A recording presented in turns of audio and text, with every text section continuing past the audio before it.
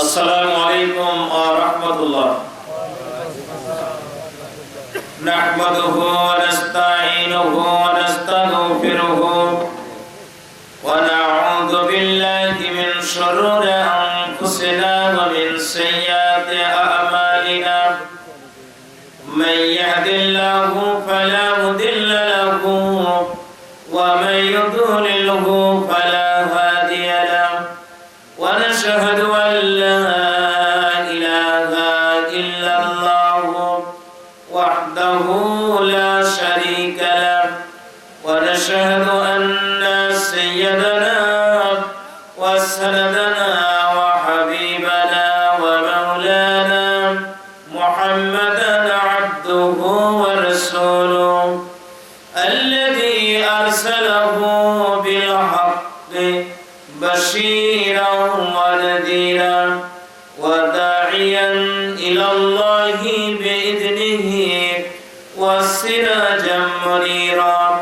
فقد قال الله تعالى في كلامه المجيد. شكرا আমার সঙ্গে পড়ুন أعوذ بالله من الشيطان الرجيم. কোনো গোনা নাই কিন্তু পড়া যাবে, পড়ুন أعوذ بالله من الشيطان بسم الله الرحمن الرحيم. إن الله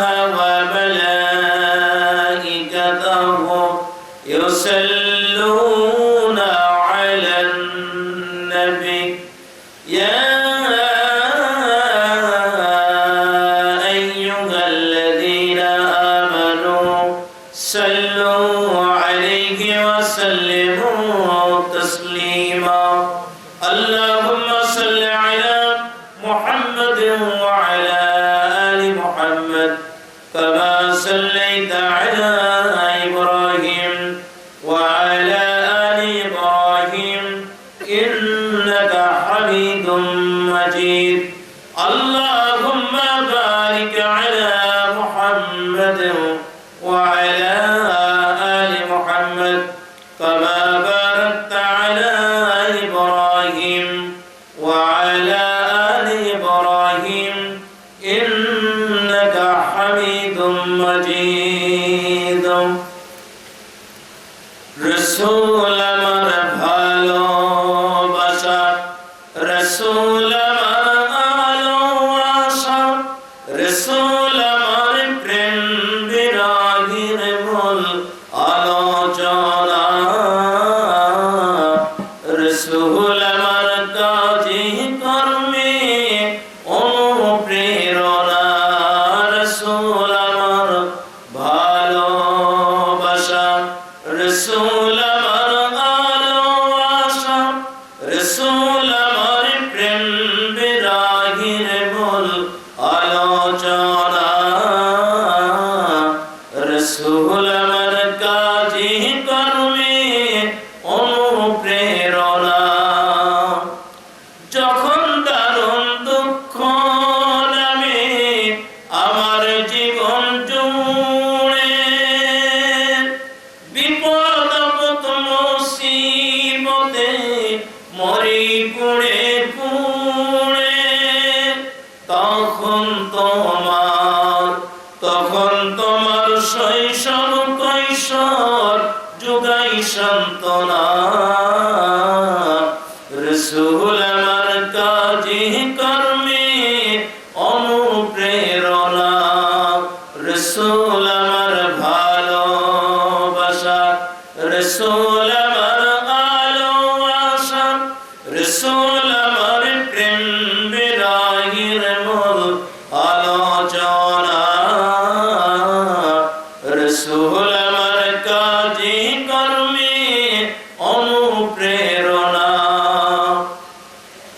আশাঘাত জীবন যখন দুর্বিষহ লাগে, ব্যর্থ এবং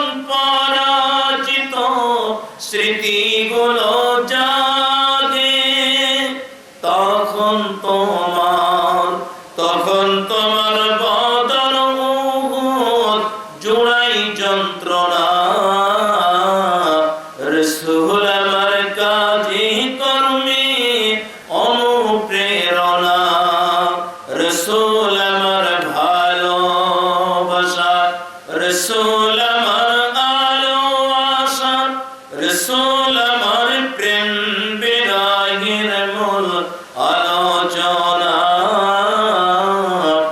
রসুল আমার কাজে কর্মে অনুপ্রেরণা, অনুপ্রেরণা।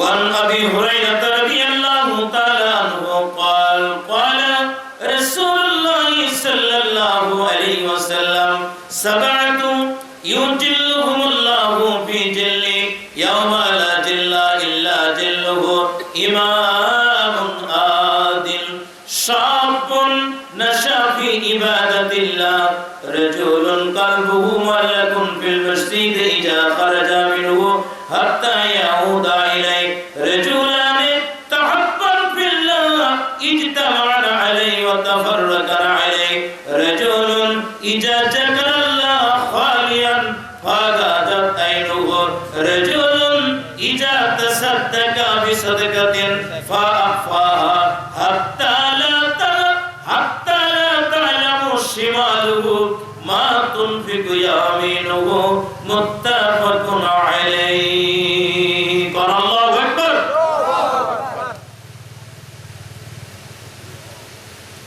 রাজশাহী বাংলাদেশ, বাংলাদেশ বললে ভুল হবে, পৃথিবীর মানচিত্রে অতীব পরিচিত একটি উপজেলা বাগমারা।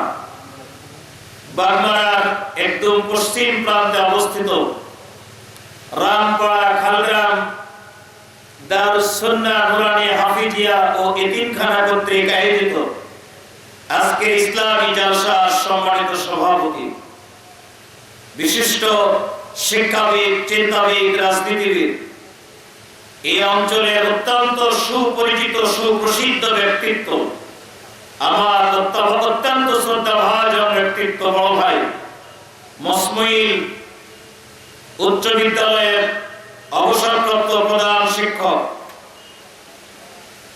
পশ্চিম বাংলা তথা উত্তরবঙ্গের অন্যতম সর্বোচ্চ ইসলামী প্রসিদ্ধ বিদ্যাপীঠ বেলঘরিয়া ফাজিল ডিগ্রি মাদ্রাসার গভর্নিং বডির সম্মানিত সভাপতি, শ্রদ্ধাভাজন বড় ভাই জনাব আলহাজ মাস্টার আহসান হাবিব, আল্লাহ পাক তাকে ইসলামের জন্য, কোরআনের জন্য কবুল ও মঞ্জুর করুন, আমিন। মঞ্চে বসা রয়েছেন এই মাদ্রাসার প্রতিষ্ঠাতা, সভাপতি, অবসরপ্রাপ্ত প্রধান শিক্ষক খালগ্রাম উচ্চ বিদ্যালয়, শ্রদ্ধাভাজন বড় ভাই আলহাজ মাস্টার মোহাম্মদ নবীর উদ্দিন। আল্লাহ রাব্বুল আলামিন কোরআনের পথে, ইসলামের পথে তাকে কবুল ও মঞ্জুর করুন, আমিন। আজকে এই মাহফিলের প্রধান অতিথি বাগমারার কৃতি সন্তান মাননীয় এমপি জনাব অধ্যক্ষ মোহাম্মদ আবুল কালাম আজাদ। আল্লাহ পাক তাকে ইসলামের খেদমতে, কোরআনের খেদমতে কবুল ও মঞ্জুর করুন, আমিন। বিশেষ অতিথি, সম্মানিত অতিথিবৃন্দ, আমন্ত্রিত সকল মেহমানবৃন্দ, আমন্ত্রিত ওলামায়ে কেরাম, একটু আগে আপনাদের সামনে কথা বলেছেন, কোরআন হাদিস থেকে আলোচনা পেশ করেছেন আমার বন্ধুবর জনাব হযরত মাওলানা ফিরোজুল ইসলাম নাওয়ারাল্লাহু কুলুবাহু বিইলমিল কোরআন ওয়া বিদ্বীনিল ইসলাম, আমিন। অন্যান্য সকল আলোচকবৃন্দ, মঞ্চের সামনে বসা সম্মানিত মুরব্বিয়ানে কেরাম, সমবয়স্ক বন্ধুগণ, বয় কনিষ্ঠ কচিকাচা, পর্দার আড়ালের মা এবং বোনেরা, অভিনন্দন, মোবারকবাদ জানাচ্ছি সকলকে নিয়ে আল্লাহর দরবারে শুকরিয়া, কৃতজ্ঞতা প্রকাশ করে আমরা সবাই পড়ছি আলহামদুলিল্লাহ। একটু ভালো করে বলুন আলহামদুলিল্লাহ। দরুদ এবং তাসলিমাত প্রিয় নবী, প্রিয় রাসূল, প্রিয় নেতা জনাবে মুহাম্মদ রাসূলুল্লাহ সাল্লাল্লাহু আলাইহি ওয়াসাল্লামের উপর বলুন আমিন। সম্মানিত বন্ধুগণ, আমি ইমাম গাজ্জালী রাহমাতুল্লাহ আলাইহি তার লিখিত একটি বই থেকে একটি ক্ষুদ্র আর্টিকা উপস্থাপনার মাধ্যমে শুরু করব একটি হাদিস, আর এর মাধ্যমে শেষ করব আমার বক্তৃতা। ইমাম গাজ্জালী লিখেছেন, এক ব্যক্তি যাচ্ছেন মরুভূমির মধ্য দিয়ে হেঁটে হেঁটে হঠাৎ তাকিয়ে দেখছে সামনে বিশাল এক ভয়ঙ্কর আকৃতি নিয়ে এগিয়ে আসতেছে তার দিকে রয়্যাল বেঙ্গল টাইগার। বাঘ দৌড়ে আসতেছে হা করে। বাঘ যদি কোনো মানুষের দিকে আসে, বাঁচার উপায় আছে? লোকটি ভেবে নিল আমি তো শেষ, আমাকে তো বাঘ খেয়ে ফেলবে, মুহূর্তের মধ্যে আমাকে ধরে ফেলবে। উপায়? বিপরীত দিকে উনি দিলেন দৌড়। বাঘের দৌড় মানুষের দৌড় এক। বাঘের 1 লাফ আর মানুষের 10 লাফ, তাও হবে না। লোকটি বুঝেই নিল যে আমাকে বাঘ ধরে ফেলেছে, আর হয়তো সর্বোচ্চ 1 মিনিট সময় লাগবে। তাকিয়ে দেখছে কোনো আশ্রয় আছে কিনা, কিচ্ছু আশ্রয় নেই। হঠাৎ লক্ষ্য করলো যে রাস্তার ধারে একটা কুয়া, কূপ, বুঝলেন তো, এই কুয়া আছে, ছোট্ট মুখ। ও ভাবলো এই কুয়ার মধ্যে আমাকে লাফ দিতে হবে, আর কোনো বুদ্ধি নেই। বাঘ অবশ্যই কুয়াতে লাফ দেবে না, কারণ বাঘ বুঝে যে এর মধ্যে লাফ দিলে আমার বাঁচন নেই। উনি এই চিন্তায় ওই কুয়ার মধ্যে লাফ দেওয়ার সিদ্ধান্ত নিলেন। দেখে কুয়া থেকে পানি উঠানোর জন্য একটা বালতিতে দড়ি লাগানো আছে। ওই দড়ি ধরে ধরে উনি নিচ দিকে নামতে লাগলেন। কূপের অলরেডি মাঝখানে গিয়ে পৌঁছে গেছেন। নিচে তাকায় দেখে সর্বনাশ, ভয়ঙ্কর একটা সাপ, এত বড় বিশাল, হা করে বসে আছে।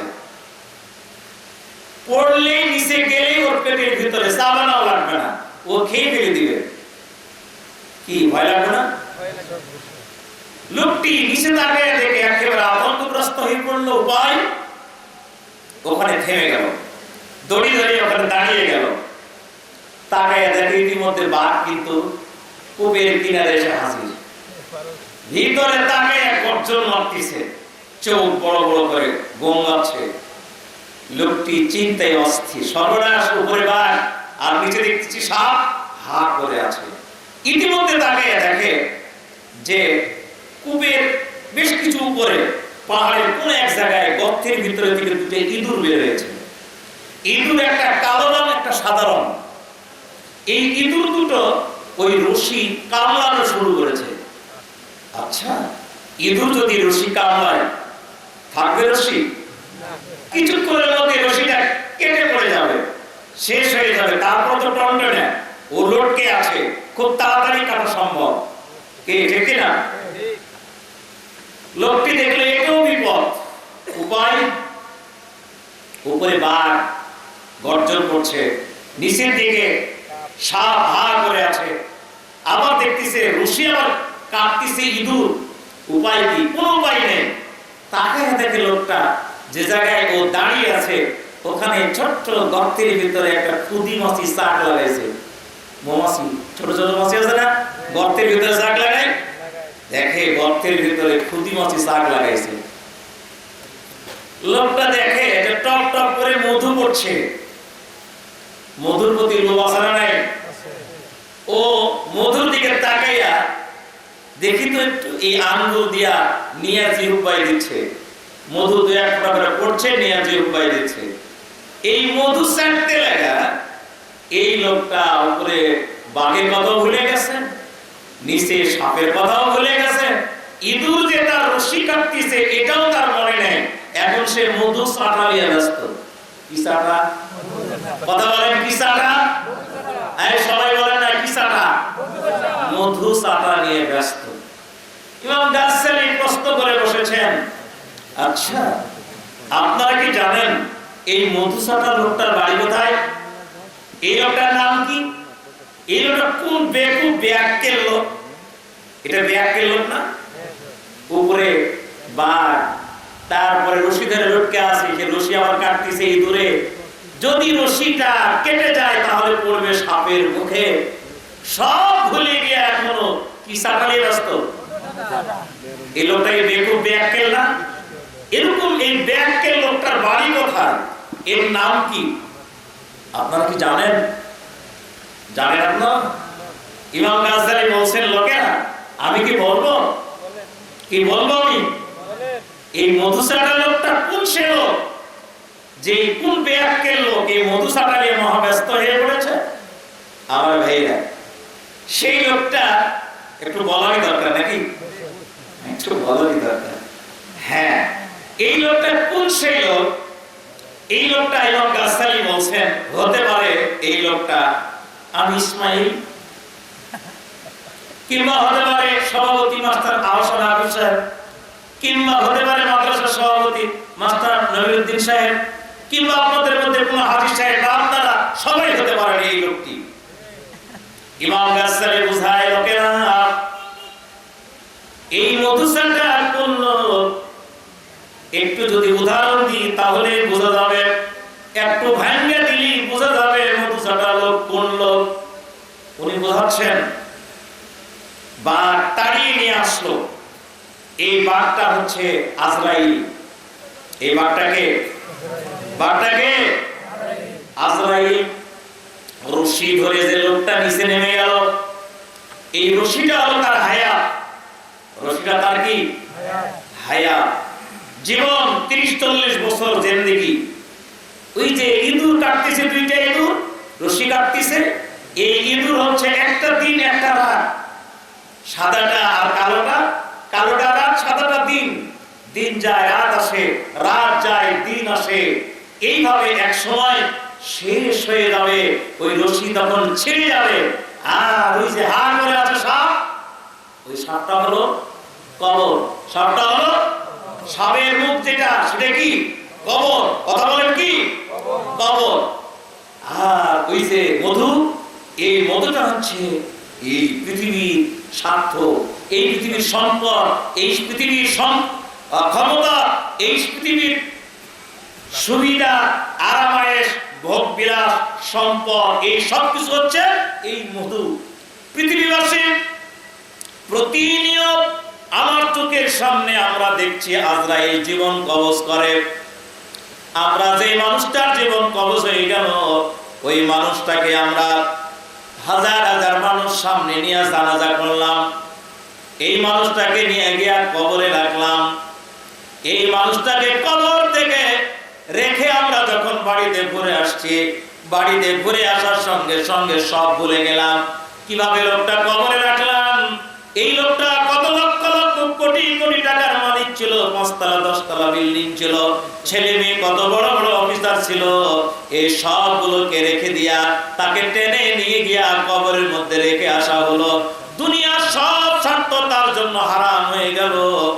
আমরা ভুলে গিয়া ওইখান থেকে জানাজা শেষ করে এসে আমরা দুনিয়ার জিন্দেগিতে দুনিয়ার স্বার্থ নিয়ে পাগল হয়ে পড়েছি। একটু খেয়াল নাই আমার হায়াত শেষ হওয়ার সঙ্গে সঙ্গে আমাকে কবরে নিয়ে যাওয়া হবে, একটু খেয়াল নাই এই দুনিয়ার জিন্দেগি যে কোনো সময় শেষ হয়ে যাবে, একটু খেয়াল নাই যে কোনো সময় আজরাইল আমার জান কবজ করে ফেলবে। দুনিয়ার মোহ, দুনিয়ার স্বার্থ, দুনিয়ার ক্ষমতা, দুনিয়ার পাহাড়, দুনিয়ার বাহাদুরি, এগুলো নিয়ে আমরা যেন ব্যস্ত হয়ে পড়েছি। মধু চাটা লোকটা যেমনটা ভুলে গেছে ওই সাপের মুখ, মধু চাটা লোকটা যেমনটা ভুলে গেছে ওই যে ইঁদুর রশি কাটে, মধু চাটা লোকটা যেমনটা ভুলে গেছে তাকে ওই যে বাঘ তাড়িয়ে নিয়ে আসতেছে। একই কায়দায় এই পৃথিবীর মধু চাটা লোকগুলো দুনিয়ার ভোগ বিলাসে যারা চরম ভাবে মত্ত হয়ে আছে, এই লোকগুলো কবর ভুলে গেছে, মৃত্যু ভুলে গেছে, জানাজাও ভুলে গেছে, চোখের সামনে সবই ঘটতেছে, অথচ ভাব দেখে মনে হয় জানি কিছুই ঘটে নাই। আমরা দুনিয়ার স্বার্থ নিয়ে, দুনিয়ার লোক লালসা নিয়ে, দুনিয়ার প্রেম ভালোবাসা নিয়ে, দুনিয়ার ক্ষমতা নিয়ে আজকে আমরা এতই ব্যস্ত হয়ে পড়েছি, না মনে আছে আখিরাত, না মনে আছে কবর, না মনে আছে জানাজা। জানাজা শেষ করে বাড়িতে এসেই ভয়ে ভয়ে গন্ডগোল করে, জানাজা শেষ করে বাড়িতে এসেই নামাজে মসজিদে যায় না, জানাজা শেষ করে বাড়িতে এসে বসেই বিড়ি টানা শুরু করেছে, এমন লোক আছে না নাই? এই কথা বলেন না, আছে না নাই? জানাজা শেষ করে বাড়িতে এসেই অন্যের মাথায় বাড়ি দেয়, ভাইয়ের সঙ্গে মারামারি করে, দুনিয়ার স্বার্থ নিয়ে চরম বিবাদ বিসম্বাদে লিপ্ত হয়। দেখে আসলো তার জন্য ওয়েট করছে কবর, কিন্তু সে বেমালুম ভুলে গেছে এমন মধুসাটা লোক আমরাই তো। কি ঠিক কিনা বলেন? এমন মধুসূদন লোক আমরাই না? বেকুব বেয়াক্কেলের মতো যে লোকটি তাকে কবরের ভিতরে ফেলে দেওয়া হবে যে কোনো সময়, ও বেমালুম ভুলে গেছে সাপের সেই গহ্বর, বেমালুম ভুলে গেছে ওই রশি কেটে দেওয়া হচ্ছে, এইটাও বেমালুম ভুলে গেছে, তাকে বাঘ তাড়িয়ে নিয়ে আসছে সেটাও। বন্ধুরা আমার, এই জন্য عن شداد بن أوس رضي الله تعالى عنه قال قال رسول الله صلى الله عليه وسلم الكيس من دان نفسه وعمل لما بعد الموت والعاجز من أتبع هواه وتمنى إلى الله رواه أبو داود। আল্লাহ রাসূল সাল্লাল্লাহু আলাইহি ওয়াসাল্লাম বলছেন, ওই লোক বুদ্ধিমান। ভাইরা আমার খেয়াল করবেন, আমরা বুদ্ধিমান কাকে বলি? যে লোক বড় শিক্ষিত, যেই লোক ব্যবসায় সফলতা অর্জন করেছে, যেই লোক মেম্বার চেয়ারম্যানিতে দাঁড়ালেই পাস করে, যেই লোক দুনিয়ার জিন্দেগিতে সে বিভিন্ন মানুষের উপর প্রভাব বিস্তার করতে পারে, আমরা এই লোককে বুদ্ধিমান বলি। কি বলি কিনা? কিন্তু বুদ্ধিমানের ডেফিনিশন বিশ্বনবী দিচ্ছেন, কান লাগাবেন, আল কাইসু মান দানা নাফসাহু ওয়া আমিলা লিমা বাদাল মাউত। ওই লোক জ্ঞানী, ওই লোক বুদ্ধিমান, যেই লোক তার প্রবৃত্তিকে কন্ট্রোলে রাখে, মনটা কন্ট্রোলে রাখে, আর আখিরাতের জিন্দেগির জন্য কাজ করে, পরকালের জীবনের জন্য যেই লোকটা কাজ করতে পারে, দুনিয়ার জিন্দেগিতে তার মনটাকে কন্ট্রোলে সে রেখেছে। মন কিন্তু অনেক কিছু বলে, মন যা বলে সবগুলো যদি আমরা বাস্তবায়ন করি, তাহলে এই মানুষ কিন্তু মানুষ থাকে না, এ হয়ে যাবে জানোয়ার। কি কথা বলেন না কেন? মন বিড়ি খেতে চায়, গাঁজা খেতে চায়, তাড়ি খেতে চায়, রাস্তা হয়ে কোনো মেয়ে হেঁটে গেলে ওদিকেও তাকাতে চায়। কি কথা বলেন না? মন চাই না এগুলো? মন চায় পাঁচতলা একটা বিল্ডিং দেখলে বলে কি ওরকম একটা বিল্ডিং হলে ভালো হইতো, বলে না? বউ আছে, ছেলে আছে, মেয়ে আছে, সুন্দরী একটা মেয়ে দেখলে মন চায় ওই মেয়েটাকে যদি বউ বানাতে পারতাম মজাই হতো। কি মন চাই না? বুঝেন নাই মনে হয়, না রাগ করছেন নাকি? একটু হ্যাঁ না ইয়েস তো বলবেন তো ভাই। তো মনের চাহিদা যদি আপনি পূরণ করেন, বলেন এলাকার লোকজনের জুতা মাথায় পড়বে না? রাসূল বললেন, বুদ্ধিমান তো ওই লোক যেই লোক তার মনকে কন্ট্রোলে রাখে, প্রবৃত্তিকে কন্ট্রোলে রাখে, প্রবৃত্তির চাওয়া পাওয়া পূরণে ব্যস্ত না, বরং ও যা বলে মন ওইটা করে, মন যা বলে সে ওইটা করে না। আর এই লোকটা আখিরাতের জিন্দেগির জন্য কাজ করে, পরকালে কিসে নাজাত পাওয়া যায়, পরকালে কেমনে জান্নাত পাওয়া যায়, কেমনে জাহান্নাম থেকে বাঁচা যায়, এই জন্য যে লোকটা কাজ করে ওই লোকটাকে বলা হয় বুদ্ধিমান লোক। ওয়াল আজিজু, আর ওই লোকটা হলো মূর্খ লোক, গবেট লোক, ওই লোকটা ফুলিশ, ওই লোকটা রাবিশ, ওই লোকটা খাবিস। যেই লোক মান আতবাবা হাওয়াহু, যে তার প্রবৃত্তির কথা মেনে চলে, মন যা বলে তাই করে। মন বলছে চল রে মন ঘুরে আসি, কি যাই না? এই কথা বলেন না কেন? ছেলেরা ব্যানার টাঙ্গাইছে, চল রে মন ঘুরে আসি। কোথায় যে গেল? মনটাকে যেখানে সেখানে নিয়ে যায়, মন যা বলে ওরা তাই করে। এই লোকটাকে বলা হয়েছে ফুলিশ, এ খবিস, এ রাবিশ, এ বোকা, এ একদম স্টুপিড। প্রিয় ভাইরা আমার, আর কি? ওয়াতামান্না হাওয়াহু ইলাল্লাহ, কাজ করে নাই, আখিরাতের জিন্দেগির জন্য কোনো কাজ করে নাই, অথচ সে জান্নাত পেতে চায়। তার মানে নামাজ পড়ে না, রোজা রাখে না, সত্য কথা বলে না, মিথ্যার পিছনে ঘুরে, মদ গায়, তাড়ি গায়, গাঁজা গায়, পাকাম কুকামে লিপ্ত, জীবনে মসজিদে যায় না, নামাজ না পড়লো বলে তোর আগে আমি জান্নাতে যাব, বলে না? এমন লোক আছে না? কাজ করে না কিন্তু জান্নাত পেতে চায়, আল্লাহ দিন মানে না, জাহান্নাম থেকে বাঁচতে চায়। রাসূল বললেন এই লোকটা সবথেকে খবিস, a police, a stupid, a rubbish, a bastard.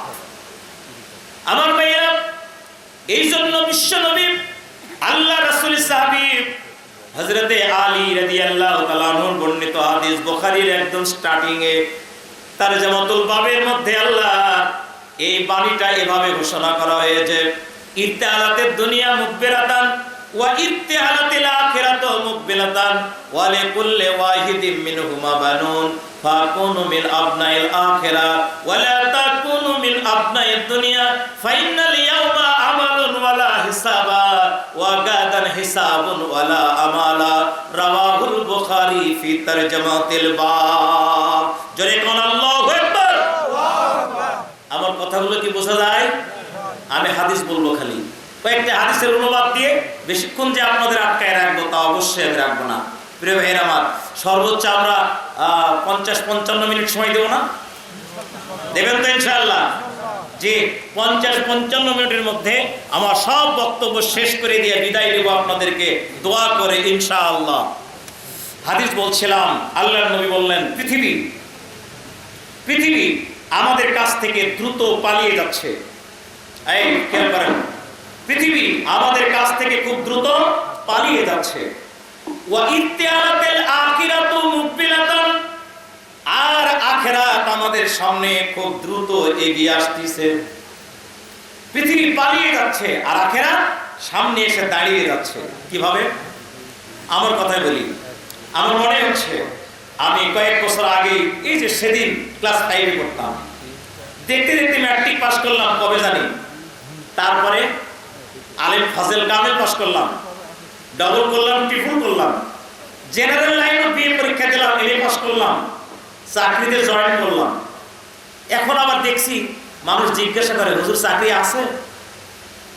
তার মানে কবে জানি কানে আওয়াজ আসবে চাকরি তো নাই, বরং কানে আওয়াজ আসবে, ঘোষণা হবে মাওলানা ইসমাইল আলমের জানাজা অমুক মাঠে এতটার সময়। আমার সামনে কিভাবে আখিরাত এসে হাজির হয়ে গেল আর দুনিয়াটা আমার কাছ থেকে বিদায় নিল। প্রিয় ভাইয়েরা আমার, এই উদাহরণ খালি কি আমার জন্য না সবার জন্য? সামনে বসে আছেন যে মুরব্বী, একদিন কয়েকদিন আগে দাড়ি ছিল না, কি এমনটা ছিল না? দাড়ি চাচা, একদম পরিষ্কার মুখ, তারপরে দাড়ি রাখলো, দাড়িগুলো সব কালো কুচকুচা, মাথার চুলগুলো কুচকুচা, আর একদম হ্যান্ডসাম বডি, দেখা যাচ্ছে দাড়ি সব সাদা হয়ে গেছে। কবে জানি আওয়াজ হবে, মাইকে এলান হবে অমুকের জানাজা এতটার সময়। তার মানে পৃথিবী তার কাছ থেকে বিদায় নিল, আখিরাত তার সামনে হাজির হয়ে গেল। আল্লাহ রাসূলের সাহাবী হযরত আলী বলেন, পৃথিবীবাসী তোমরা এই দুনিয়া নিয়ে ব্যস্ত হবে না, তোমরা আখিরাত নিয়ে ব্যস্ত হয়ে যাও। ফাইনাল ইয়াউমা আমালুন ওয়ালা হিসাবা, পৃথিবীর জীবন আমলের জীবন, এখানে আমল করতে হবে, এখানে কোনো হিসাব নাই। আপনি পৃথিবীতে শুধু আমল করার সুযোগ আছে। কি আমল করবেন? আপনি যদি মনে করেন তাহাজ্জুদ পড়বো, সুযোগ আছে। যদি আপনি মনে করেন কোরআন তেলাওয়াত করব, পারবেন। যদি রাতের অন্ধকারে মনে করেন অমুকের পুকুরের মাছ মারবো, আল্লাহ তাও বাধা দিবে নাকি? বাধা দিবে? আপনি বাড়ি যাওয়ার সময় চিন্তা করলেন একটা কলার কান দেখে আসলাম, কেটে নিয়ে যাই, আল্লাহ মানা করবে? আল্লাহ মানা করবে না, খালি রিপোর্ট রাখা হবে, শুধু হিসাব রাখা হবে। এই দুনিয়ায় আপনাকে জিজ্ঞাসা করা হবে না। ফাইনাল ইয়াউমা আমালুন ওয়ালা হিসাবা, পৃথিবীর জায়গা হলো শুধু আমলের জায়গা, এখানে কোনো হিসাব নেই, একদম রেকর্ড করে রাখা হচ্ছে। ওয়া সারাহুম কুল্লা শাইইন, অশান্তি অডিও ভিডিও করে আল্লাহ রাখছেন। কোরআনুল কারীম সূরা ইয়াসিন, ওয়া আসারাহু কুল্লা শাইইন আহসাইনাহু ফি ইমামিন মুবিন। আপনি কিভাবে মানুষের পুকুরে মাছ চুরি করলেন, কিভাবে পানিতে নেমে গেলেন, তা ভিডিওতে কিয়ামতে আখিরাতে আপনাকে দেখানো হবে। জোরে কোন নাউজুবিল্লাহ। কলার কান কেমনে কাটলেন আর ঘাড়ে করে নিয়ে চলে গেলেন, আল্লাহ রাব্বুল আলামিন টোটালটাই ভিডিও করে, ভিডিও অস্পষ্ট না, একদম ইমামিন মুবিন, একদম পরিষ্কার ভিডিও আপনাকে কিয়ামতে আখিরাতে আল্লাহ দেখিয়ে দিবেন। জোরে কোন নাউজুবিল্লাহ। ওয়া গাদান হিসাবুন ওয়ালা আমালা, পরকালের জিন্দেগি হলো, পরকালের জিন্দেগি হলো ওইটা হিসাবের জিন্দেগি, ওখানে কোনো আমল নাই। যখন মানুষ কবরে চলে যাবে আর কোনো আমলের সুযোগ আছে? এই দান করার সুযোগ আছে মৃত্যুর পর? মৃত্যুর পর নামাজ পড়ার সুযোগ নাই, দান করার সুযোগ নাই, কোনো আমলের সুযোগ নাই। এমনকি আল্লাহর দরবারে মানুষ ভিতরে সব দিয়ে দিলাম। তোমার আকাশ আর জমিন ভর্তি স্বর্ণ রৌপ্য যা আমার ছিল আছে সবগুলো আমি দিয়ে দিলাম। তুমি আমাকে জাহান্নাম থেকে বাঁচাও। আমার আল্লাহর ঘোষণা কোরআনুল কারীমের ভিতরে বলেছে, বান্দা আকাশ জমিন ভর্তি স্বর্ণ যদি তোমাকে দেওয়া হয়, আর এইটা যদি জাহান্নাম থেকে তুমি বাঁচার জন্য আমার সামনে ফিদিয়া দাও, লা ইউকবালা মিনহু, তা কখনোই কবুল করা হবে না। নাউযুবিল্লাহ। আখিরাতের জিন্দেগি আমলের জিন্দেগি না, হিসাবের জিন্দেগি। ফাকুনু মিন আবনাইল আখিরা, সুতরাং পৃথিবীর মানুষ তোমরা আখিরাতকে নিয়ে ভাবো। আমার ভাই, আজকে আমি আপনাদেরকে একটু আখিরাতের চিত্র দেখাতে চাই। আখিরাতের জিন্দেগিতে আপনার আমার অবস্থাটা কেমন, এমনটা কথা বলতে চাই। আর একটা হাদিস বলেছি, যে হাদিসের ভিতরে উল্লেখ করা আছে কোন আমল করলে আল্লাহর দরবারে গিয়া একদম এসি প্লেসে, এক স্পেশাল জায়গায় জান্নাতি মানুষগুলোকে যেখানে জায়গা দেওয়া হবে, এমন জায়গা আমাদেরকে আল্লাহ আশ্রয় দেবেন। কোন আমলে? এই হাদিসটা আমি তেলাওয়াত করেছি। 7 শ্রেণীর মানুষকে আল্লাহ রাব্বুল আলামিন কিয়ামতের ময়দানে এক এসি প্লেসে, স্পেশাল স্থানে জায়গা দান করবেন। প্রিয় বন্ধুরা আমার, বিশ্বনবী সাল্লাল্লাহু আলাইহি সাল্লাম বলেছেন, দুনিয়াবাসী তোমরা কিয়ামতের ময়দানে যেদিন আল্লাহর সামনে দাঁড়াবা, তোমরা কি ভেবে দেখেছো কোন অবস্থায় দাঁড়াবা? আমার ভাইরা, আমরা ওয়াজ শুনি, শোনার মতোই শুধু, এটা বোঝার মতো করে আমরা বুঝি না। আল্লাহ নবী যখন কোরআন বলেছেন, হাদিস বলেছেন, আখিরাতের বর্ণনা দিয়েছেন, সাহাবায়ে কেরাম কেঁদে অস্থির হয়ে পড়েছেন। এত বেশি কেঁদেছেন, অনেকে চিৎকার দিয়ে কেঁদেছেন। যখন জান্নাতের কথা শুনেছেন, তখন হাস্য প্রফুল্ল মনে আল্লাহ নবীর সামনে দাঁড়িয়ে গিয়া জান্নাত পাওয়ার প্রত্যাশায় জীবনের সব সম্পদগুলো আল্লাহ নবীর সামনে উপস্থাপন করেছেন। এমনকি নিজের জীবনটাও দিয়ে দিয়েছেন, শহীদ হয়ে গিয়েছেন। আল্লাহু আকবার। আমাদের চেতনাবোধ এরকম কাজ করে না। একটু শুনলাম আর শুনেই চলে গেলাম, জাস্ট এতটুকুতে শেষ হয়ে গেল। কিন্তু বিশ্বনবী সাহাবায়ে কেরামদের সামনে যেই বন্দনা করেছেন, ওই বন্দনা আমিও করছি। অনুভূতিতে যদি নিয়ে আসি, আমাদের জীবনের সব পরিবর্তন হতে বাধ্য, সব পরিবর্তন হতে বাধ্য। ওয়াজ শুনতেছি, ওয়াজ করে বাড়িতে যাওয়ার সময় আমরা অস্থির অশ্রাব্য কথাবার্তা বলতে বলতে যাই, আছে না নাই? কথা বলা আছে না নাই? ওয়াজ শুনে বাড়িতে যাওয়ার পর যত রকম অকাম কুকাম রয়েছে, একটাও আমরা বাদ দিই না। বিশ্বনবী বলছেন, সাহাবীরা তোমাদের সকল কর্মের হিসাব আল্লাহর সামনে দিতেই হবে। যেদিন তুমি দাঁড়াবা আল্লাহর সামনে, দাঁড়াবা ইউসারুন নাস ইয়াউমাল কিয়ামাহ হুফাতান উরাতান গুরালা। আল্লাহ রাসূল বলছেন, সাহাবীরা তোমরা যেদিন আল্লাহর সামনে দাঁড়াবা, তোমাদের সকল কিছুকে সিজ করে নেওয়া হবে। গায়ে জামা থাকবে না, খালি মাথায়, খালি গায়ে, খালি পায়ে, তার মানে টোটালটাই ন্যাংটা করে দাঁড় করানো হবে। বক্তা তাকে একই অবস্থায় দাঁড় করানো হবে। সভাপতি, তার সভাপতিগিরি থাকবে নাকি? থাকবে? কোনো পোশাক নাই, টুপি নাই। হাজী সাহেব মানুষ বলেও কোনো কনসিডার নেই। শুধু কি তাই, পৃথিবীর সবচেয়ে ক্ষমতাধর যে সম্রাট, ও যখন আল্লাহর সামনে দাঁড়াবে, দেশের প্রেসিডেন্ট প্রধানমন্ত্রী যখন আল্লাহর সামনে দাঁড়াবে, কোন ডিফেন্স টিম থাকবে নাকি? থাকবে? কোন সিকিউরিটি থাকবে নাকি? এইখানে যখন কোন চেয়ারম্যান আসে, মেম্বার আসে, ওদের সঙ্গে কত কর্মী, কত সাংসদ ঘুরে কি করে না? এমপি যদি আসে, এখানে এমপি আসার আগ দিয়ে পুলিশের গাড়ি এসে ঘুরছে ঘুর ঘুর করে, কি ঠিক কিনা বলেন? যদি প্রধানমন্ত্রী বাগমারায় আসে, বাগমারা আসা যেদিন ঘোষণা হয়েছে, ওই দিন থেকে বাগমারার চারিদিক এলাকায় নিরাপত্তার চাদরে আবৃত করে দেওয়া হয়, ঠিক কিনা বলেন? প্রিয় ভাইয়েরা আমার, এই প্রধানমন্ত্রীকে যখন আল্লাহর সামনে দাঁড় করানো হবে, হুফাতান উরাতান গুরালান, নবীজি বলছেন সব কিছু শেষ করা হবে, তার কিচ্ছু থাকবে না। গায়ে কোনো পোশাক নাই, কোনো ডিফেন্স টিম নাই, কোনো সিকিউরিটি গার্ড তার চারিদিকে কোনো কাজ করবে না। টোটাল একাই অসহায় করে আল্লাহর সামনে দাঁড় করানো হবে, খালি মাথায়, খালি গায়ে, খালি পায়ে। হযরত আয়েশা চিৎকার মেরে কেঁদে ফেললেন, ইয়া রাসূলুল্লাহ আর রিজালু ওয়ান নিসাউ জামিয়ান ইয়ানজুরু বাদাহুম ইলা বাস। হে রাসূল, কোটি কোটি মানুষ আল্লাহর সামনে দাঁড়াবে, আমিও দাঁড়াবো, যদি ন্যাংটা হয়ে উঠি আমাকেও কি ন্যাংটা করে তোলা হবে? নবীজি বলেন, হ্যাঁ তোমাকেও ন্যাংটা করে তোলা হবে। হযরত আয়েশা কাঁদেন আর বলেন, হুজুর ওই দিন আমার দশাটা কি হবে? আমি কেমনে আল্লাহর সামনে দাঁড়াবো? মানুষ আমার দিকে তাকাবে, আমার অবস্থা কেমন হবে? আল্লাহ রাসূল বলেন, আয়েশা আল আমরু আসাদ্দুম মিন আইয়ানজুরা বাদাহুম ইলা বাস। আয়েশা তুমি এটা নিয়ে ভেবো না, কারণ কিয়ামতের ময়দানে মানুষ যেদিন আল্লাহর সামনে দাঁড়াবে, তুমি কি জানো সেই দিন কি অবস্থা হবে? মানুষ এত অস্থির হয়ে পড়বে, ইউরাকুন নাস ইয়াউমাল কিয়ামা হাত্তা আররাকুহুম ফিল আরজি 70 জিরা। বলুন নাউযুবিল্লাহ। আমার ভাইরা, মানুষ আল্লাহর সামনে যখন দাঁড়াবে, হিসাব দেওয়ার জন্য যখন স্ট্যান্ডিং হবে, তখন তারা এত অস্থির হয়ে পড়বে, সেই অস্থিরতার কারণে গা দিয়ে ঘাম ঝরবে। কিরকম ঘাম ঝরবে? এত বেশি ঘাম ঝরবে। হাদিস, বুখারীর হাদিস, আমি নিজে অসংখ্যবার পড়েছি, পড়িয়েছি এবং বলি।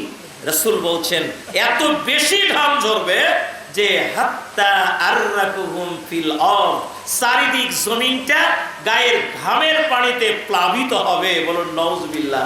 কেমন প্লাবন? ফিল আরজে 70 মানে 70, 70 জিরা মানে গজ, চারিদিকে 70 গজ, ডানে 70 গজ, বামে 70 গজ, সামনে 70 গজ, পিছনে 70 গজ। এত বড় যদি একটা পুকুর আমরা গণনা করি, পুকুর না, এটা একটা দিঘি, বিশাল একটা দিঘি জানি চারিদিকে হয়ে গেছে। আল্লাহ রাসূল বলছেন গায়ের ঘামের পানিটা এমনই অবস্থা হবে। আহা, প্রিয় ভাইরা আমার, একটু কান লাগাতে হবে।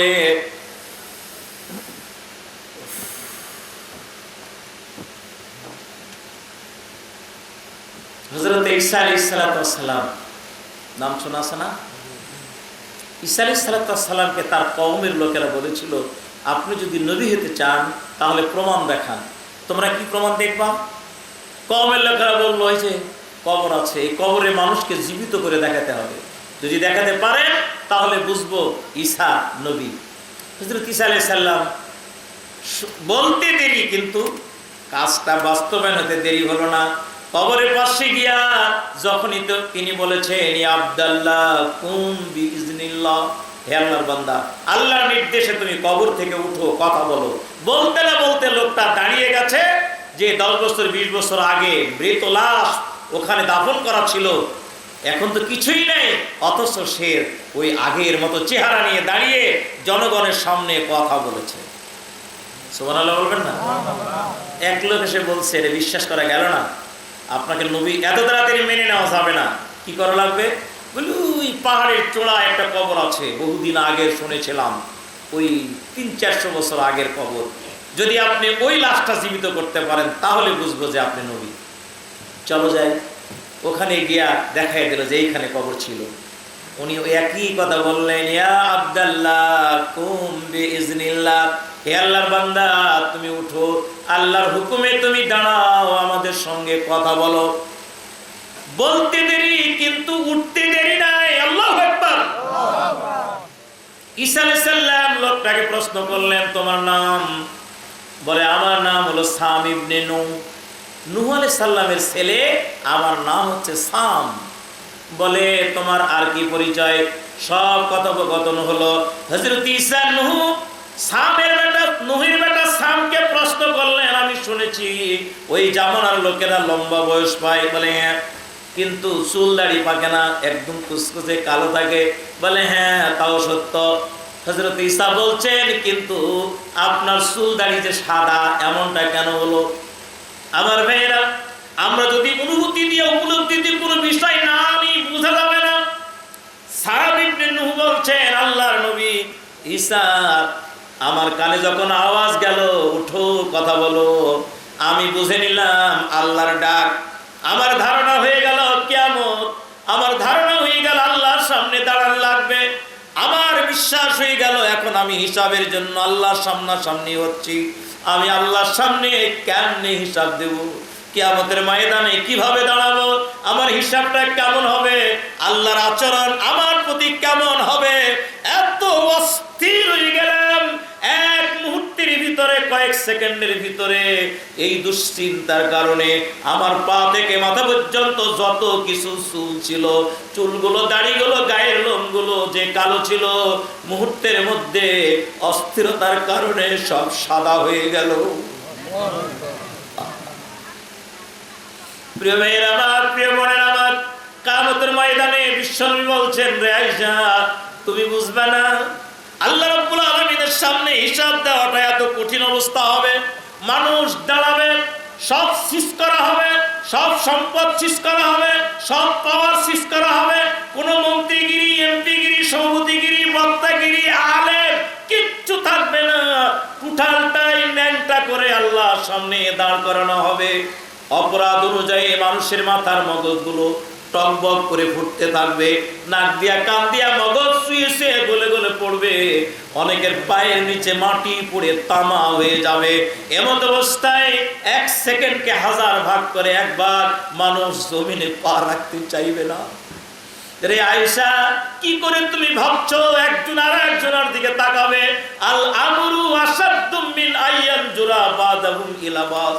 পরিস্থিতির ভয়াবহতা এত জটিল, কঠিন হবে, কোন মানুষ কোন মানুষের দিকে তাকাতে পারবে না। আয়েশা, ওই কিয়ামতের ময়দানে কেউ যদি নিরাপদ থাকতে চায়, সাবাতু ইউজিল্লুহুমুল্লাহু ফি জিল্লি ইয়াওমা লা জিল্লা ইল্লা জিল্লুহু।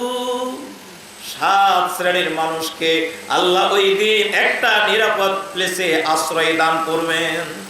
আরশে আজিমের ছায়া, একটি মাত্র নিরাপদ প্লেস। এখানে যারাই প্রবেশ করবে, যাদেরকে আশ্রয় দেওয়া হবে, এরা সবগুলো জান্নাতি। এদেরকে আল্লাহ রাব্বুল আলামিন বাছাই করে তার রহমতের জন্য নির্বাচিত করবেন। 7 শ্রেণীর জনগোষ্ঠীকে ওই দিন আল্লাহ পাক আরশে আজিমের ছায়ার নিচে জায়গা দেবেন। আমরা এই 7টা শ্রেণী একটু শুনে নিতে চাই, নিজেদের আমলকে সংশোধন করতে চাই, নিজেদের আমলকে এমনভাবে তৈরি করতে চাই আমরা যেন ওই 7 শ্রেণীর কোনো না কোনো শ্রেণীতে পড়ি। আল্লাহ যেন কবুল করেন, বলুন আমিন। আমি কি বলবো 7 শ্রেণী? প্রিয় ভাইয়ের আমার, সম্মানিত বোনের আমার, কোরআনুল কারীমের এই মাহফিলে যারা এসেছেন, ভালো করে মনে রাখবেন, যতক্ষণ বসে আছেন এই সময়ের কোনো হিসাব নাই। আলহামদুলিল্লাহ বলেন। আপনার যতগুলো টাইম ইতিমধ্যে কাটাবেন, সব টাইমে কি করলেন হিসাব আছে, কিন্তু এই টাইমের কোনো হিসাব নাই। বরং যতক্ষণ বসে আছেন আল্লাহর জান্নাতি বাগানের ভিতরে বসে আছেন। বিশ্বনবীর বাণী, যতক্ষণ পর্যন্ত কোরআনের মাহফিলে বসে আছেন আল্লাহর জান্নাতি বাগানে বসে আছেন। আল্লাহু আকবার। বড় চমৎকার কাজ করেছেন আমার বড় ভাই জনাব মাস্টার আলহাজ নমিরুদ্দিন সাহেব। যে কাজ এখানে করেছে এলাকার জনগোষ্ঠীকে নিয়ে, এটি জান্নাতে যাওয়ার জন্য হতে পারে একটা উসিলা। আল্লাহ যেন কবুল করেন, বলুন আমিন। পৃথিবীতে বিশ্বনবী যখন ভাবছিলেন পৃথিবীর বিপর্যস্ত অবস্থা, চুরি, ডাকাতি, ছিনতাই, রাহাজানি, মানুষ হত্যা, নারী ধর্ষণ, মানুষের সম্মান, ইজ্জত, মর্যাদা বলতে কিছুই ছিল না, সেই সময় কি করে এই জাতিকে বাঁচানো যায় এই নিয়ে তিনি ধ্যানমগ্ন ছিলেন 15 বছর। কত বছর? হীরা গুহায়, কাবা থেকে উত্তর পশ্চিম কর্নারে প্রায় 5 কিলোমিটার দূর একটি পাহাড়, নাম হলো হীরা পাহাড়, যার নাম জাবলে নূর। এই পাহাড়ের চূড়ায় কোন এক গর্তে বসে নবীজি যখন ভাবছিলেন, চিন্তা করছিলেন জাতিকে কি দিয়ে বাঁচানো যায়, সেই দিন প্রথম যে ওহী এসেছিল, নামাজের রহিনা, রোজা রহিনা, যাকাতের রহিনা, ইসলাম প্রতিষ্ঠার আন্দোলনের রহিনা। ওই সময় পৃথিবীর মানুষকে দান সাদকা রহিনাই নাই। প্রথম ওহী দেওয়া হয়েছিল পড়ার। ইকরা, পড়েন তো, ইকরা বিসমি রাব্বিকাল্লাযী খলাক খলাকাল ইনসানা মিন আলাক ইকরা ওয়া রাব্বুকাল আকরাম আল্লাযী আল্লামা বিল কলাম আল্লামাল ইনসানা মা লাম ইয়ালাম। এই কয়টা আয়াত অবতীর্ণ হলো। এর মোরাল জিস্ট, মূল কথা যেটা, সেটা হলো, হে নবী, এই জাতিকে যদি আপনি বাঁচাতে চান তাহলে আপনি এদেরকে পড়াশোনা করান, এদেরকে পড়ান, আপনাকে পড়তে হবে, ওদেরকে পড়াতে হবে। তাও কোন পড়া সেটাও বলে দেওয়া হলো। রব্বিকাল্লাযী খালাক, যেই পড়ার ভিতরে আপনার রবের নাম রয়েছে।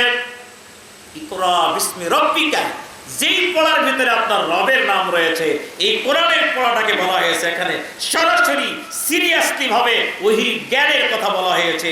পৃথিবীর আর যত জ্ঞান বিজ্ঞান রয়েছে সব জ্ঞান বিজ্ঞানের উৎস কিন্তু কোরআন। কথা বলেন ঠিক কিনা? দুনিয়ার অন্য জ্ঞানগুলো পরে, ফার্স্ট যেটি বলা হয়েছে কোরআনের জ্ঞান অর্জন করার জন্য। আজকে একদম প্রাইমারি থেকে বিশ্ববিদ্যালয় পর্যন্ত প্রতিটি ক্লাসে, সেটি স্কুল, কলেজ, ইউনিভার্সিটি যেখানে হোক না কেন, যদি কোরআনকে আর রাসূলের হাদিসকে সিলেবাস ভিত্তিক লেভেল অনুযায়ী যদি দেওয়া হতো, ছাত্রদেরকে পড়ানো হতো, এদেশে চোর, ডাকাত, ছিনতাইকারী, রাহাজানিকারী, টেন্ডারবাজ, বিশ্ববিদ্যালয়ে যারা ধর্ষণে সেঞ্চুরি করে, এমন নোংরা নিকৃষ্ট কোনো মানুষের জন্ম বাংলাদেশে হতো না। কথা বলেন ঠিক কিনা? কোরআনের শিক্ষা নেই বলি আজকে টেন্ডারবাজ, কোরআনের শিক্ষা নাই বলে জনগণের অর্থ আত্মসাৎ করে, কোরআনের শিক্ষা নাই বলে আজকে অন্যের অর্থ পকেটে নিতে চায়, কোরআনের শিক্ষা নাই বলে মানুষের অধিকার নষ্ট করে, কোরআনের শিক্ষা নাই বলে মানুষের প্রতি জুলুম করে। কথা বলেন ঠিক কিনা? রাসূল একটা জাহিলিয়াতের যুগে কোরআন যখন নিয়ে আসলেন, সেই জাহিলিয়াতের যুগের মানুষ হয়ে গেল স্বর্ণ যুগের মানুষ। যারা বলেন সুবহানাল্লাহ। আমার ভাইয়েরা, এই কোরআন শিক্ষার জন্য আল্লাহ পাক নিজেই কি সিরিয়াসলি বলেছেন, কি সিরিয়াসলি আল্লাহ রাব্বুল আলামিনের নির্দেশ, তাদারুসুল ইলমি সাআতাম মিনাল লাইলি খায়রুম মিন ইহইয়াইহা। পৃথিবীর আর কোনো জ্ঞানের ব্যাপারে, ইবাদতের ব্যাপারে এই কথা বলা হয় নাই, শুধু কোরআনের জ্ঞানের ব্যাপারে বলা হয়েছে। কেউ যদি রাতের কিছু অংশ কোরআনের জ্ঞান অর্জনের জন্য ব্যয় করে, সারা রাত ইবাদতের চাইতে তা উত্তম। কোরআনের জ্ঞান অর্জনের জন্য কেউ যদি রাতের কিছু অংশ ব্যয় করে, সারা রাত ধরে ইবাদত করলে যা সওয়াব পাওয়া যায়, নবীজি বলেন তার চেয়ে বেশি সওয়াব দান করেন কে? কথা বলেন আল্লাহ। সেই কোরআনের প্রতিষ্ঠান আপনারা করেছেন। রাসূল কি বলেছেন একটু শুনে নেন, একটা হাদিস শুনে নেন। টাইম তো আর কথা বলার সামনে কখন সুযোগ হবে কি হবে না। এই মাদ্রাসায় যারা এসেছেন, যারা প্রতিষ্ঠা করেছেন, আপনারা কত সৌভাগ্যবান লোক। আল্লাহ রাব্বুল আলামিন কি সুসংবাদ আপনাদের জন্য। আল্লাহ রাসূল বললেন মান সালাকা, বুখারীর হাদিস, মান সালাকা তারিকান ইয়ালতামিসু ফীহি ইলমান সাহালাল্লাহু লাহু তারিকান ইলাল জান্নাহ। চিৎকার দিয়ে বলেন আল্লাহু আকবার। কেউ যদি এই কোরআনের জ্ঞান হাসিল করার জন্য রাস্তা হয়ে হাঁটে, রাস্তা চলে, নবীজি বললেন তার জন্য আল্লাহ রাব্বুল আলামিন জান্নাতের রাস্তা সহজ করে দেন। সুবহানাল্লাহ, সুবহানাল্লাহ। কোরআনের জ্ঞান অর্জনের জন্য আপনার ছেলেটা বাড়ি থেকে বের হয়েছে, আপনার মেয়েটা বাড়ি থেকে বের হয়েছে, আপনি বাড়ি থেকে বের হয়েছেন, জান্নাতের রাস্তা সহজ করে দিবেন কে? ওয়া ইন্নাল মালাইকা লা তাজাউ আজনিহাতিহা রিজালি তালিবিল ইলম। আল্লাহু আকবার। কি মজার সুসংবাদ। নবীজি বলছেন কোরআনের জ্ঞান অর্জনের জন্য কেউ যদি বাড়ি থেকে বের হয়, ওকে খুশি করতে চায় আল্লাহর ফেরেশতারা। তারা আল্লাহর ফেরেশতারা খুশি করতে চায় এই ছাত্রকে। খুশি করার কারণে তার পায়ের নিচে তাদের নূরের পাখা বিছায়া দেন। আরেকটা ঘটনা আপনাদের না বললেন পারছি না। ইমাম গাজ্জালির জীবনীতে কথাটা লেখা আছে। ইমাম গাজ্জালি বলেছেন আমি একটি জীবন্ত বিশ্বনবীর হাদিসকে আমি দেখেছি। বলুন সুবহানাল্লাহ। ছেলে মানুষ, ছাত্র মানুষ, দাওরার ছাত্র, মানে কামিল শ্রেণীর ছাত্র, যাচ্ছে মাদ্রাসায়। ইমাম গাজ্জালি হঠাৎ এক বিল্ডিং এর নিচে এক ছোট্ট মেয়ে দাঁড়ায়, কাজের বুয়া, সালাম দেয়, উস্তাদজি একটা ফতোয়া দিবেন। কি ফতোয়া? বলে আমি তো জানি না, ম্যাডাম বলেছেন, ম্যাডামের কাছে যাইতে হবে, এই যে এই বিল্ডিংয়ে উনি আছেন, উনি ফতোয়া শুনতে চান। ছেলে মানুষ অত বুঝে নেয়, চলে গেল। ম্যাডাম জানতে চেয়েছে ফতোয়া। আমাকে যদি কেউ জিজ্ঞেস করে হুজুর একটা ফতোয়া দেন, আমি বলবো না? অবশ্যই আমি বলবো। কি বলেন, বলবো না? চলে গেল ইমাম গাজ্জালি। বসতে দেওয়া হলো দ্বিতল কিংবা তিনতলা কোনো এক কক্ষে, আপ্যায়ন করানো হলো। ছটফট করছেন, আমাকে তাড়াতাড়ি ছেড়ে দেন, আমাকে তো ক্লাসের টাইম হয়ে গেছে, আমি তো দেরি করতে পারবো না। বলে না, ছেড়ে দেব। আপ্যায়ন শেষ হতে না হতে এক মেয়ে এসে হাজির। মেয়েটা অত্যন্ত সুন্দরী, রূপশ্রী, তন্নি, তরুণী, ষোড়শী, অনিন্দ সুন্দরী। সালাম দেয়। ইমাম গাজ্জালী সালামের জবাব মাথা নিচু করে নিলেন। মেয়েটি বলছে, ভাই গাজ্জালী, আপনি তো যান এই রাস্তা দিয়ে, প্রতিদিন আপনাকে তাকায় তাকায় দেখি। আজকে আমার বাড়িতে কেউ নাই, বাপ মা কে নাই, আমি একাই। আমি প্ল্যান নিয়ে বসে আছি, আপনাকে খুবই ভালো লাগে। I love you. কি নাউজুবিল্লাহ বলবেন না? আমি আপনাকে খুব ভালোবাসি, খালি ভালোবাসি না, আজকে একটু আপনাকে নিয়ে আনন্দ করবো। নাউজুবিল্লাহ মিন যালিক। কাজের বডি তখন নেই, দরজা তখন বন্ধ। এই বলে গাজ্জালীর দিকে যখন মেয়েটি হাত বাড়াচ্ছে, গাজ্জালী বলছেন, ম্যাডাম আমি তো রাজি আছি, কিন্তু আমাকে একটু সময় দিবেন না? বলে কি? বলে একটু টয়লেটে যাবো। হ্যাঁ হ্যাঁ যান, এই যে একদম ঘরের কর্নারে বড় লোক যারা, ঘরের ভিতরে তো টয়লেট নাকি? আগের জামানা অনেক আগে হলো, যারা অভিজাত শ্রেণীর লোক তাদের ব্যবস্থাপনাটাও সেই রকম ধরনের। যান, এই যে ভাই টয়লেট ছেড়ে আসেন। ইমাম গাজ্জালীর ধারণা ছিল যে বাইরে যাবো, এক দৌড় দিব, কপালে যা থাকে, তাও তো হলো না। এবার টয়লেটে ঢুকে উনি ভাবছেন, করি কি করি কি করি কি। বাস বুদ্ধি বের করে ফেললেন। টয়লেট সারলেন, মলমূত্রগুলো উনি বাইরে ফেললেন না, উপরে রাখলেন, সবগুলো হাতে নিয়ে সাবানের মতো যে ফ্যান করে, হ্যাঁ ওই ফ্যানাইয়া চুপ মুখ গাল গোটা বডি জামা কাপড় সব মাখলেন, মাথার চুল টুল সব মনে হয় শ্যাম্পু মাখছে। এইভাবে যখন টয়লেট থেকে বের হয়ে আসছে, মেয়েটি তাকাইয়ে দেখে বলছে, একেবারে স্টুপিড মুরগি, কিচ্ছু বোঝে না, ব্যাগ কেল, গেট আউট, বাবা এখান থেকে। কি রাখবে? কোনো মেয়ে রাখবে? এই অবস্থায় কোনো মেয়ে কাছে নেবে? ইমাম গাজ্জালী যা চেয়েছিলেন বাস হয়ে গেল। মেয়েটা বলছে, বাবা এখান থেকে, কিচ্ছু বোঝে না তুমি, এমন পাগল। বাস বই হাতে নিয়ে দৌড়। ইমাম গাজ্জালী বাড়ি চলে গেলেন, গোসল সারলেন, নতুন জামা পরলেন, আবার বই হাতে নিয়ে যেই মাত্র বাড়ির দরজায় বের হয়েছে, তাকে দেখে হাজারো অসংখ্য পাখি আকাশে উঠছে। সবুজ রঙের পাখিগুলো আকাশে উঠছে, তাদের ডানাগুলো সোনালী বর্ণ। যে ডানাগুলো, যে পরগুলোতে, প্রতিটি পরতে পরতে কোরআনুল কারীমের আয়াত লেখা আছে। এই পাখিগুলো সবগুলো একের পর এক সামনে এসে পড়ে যায়। ইমাম গাজ্জালী যেখানে পা দেয়, তার পায়ের নিচে ওই পাখা বিছাইয়া দেয়। ছোট্ট ছেলে গাজ্জালী ভাবছেন, সর্বনাশ, যে পাখাগুলোতে কোরআনের আয়াত লেখা, কেমনে আমি ওর উপর পা রাখবো? অসম্ভব। ওই পাখাগুলো টান দিয়ে সরায় আর ওখানে পা রাখে। আর একটা পা যখন রাখবে, ওখানে আর একটা পাখা বিছানো হয়ে গেছে, ওটাও টান দিয়া সরাইয়া মাটিতে পা দিয়া হাঁটতে হাঁটতে মাত্র 200 গজ 250 গজ রাস্তা, মানে কোয়ার্টার কিলোমিটার কিংবা কম বেশি এরকম রাস্তা ইমাম গাজ্জালী পার হতে সময় লেগেছে 5 থেকে 6 ঘন্টা। মাদ্রাসায় যখন পৌঁছলো, ছুটির বেল বেজে গেছে, ছাত্র শিক্ষক বেরিয়ে পড়েছে। গাজ্জালী এমন সময় কেটে গিয়ে হাজির। ক্লাসের সব চাইতে ভালো ছেলে, প্রিয় ছেলে, সব টিচারদের চোখে লাগা ছেলে। গাজ্জালী দেরি করলে কেন, কি হয়েছে? হাউমাউ করে কাঁদতে লাগলো বাচ্চা ছেলেটি। সবাই সামনে এসে বলে, কি হলো তোমার? কেউ মেরেছে? বলে না। তোমাকে কেউ আটকে রেখেছিল? বলে না। কি হলো?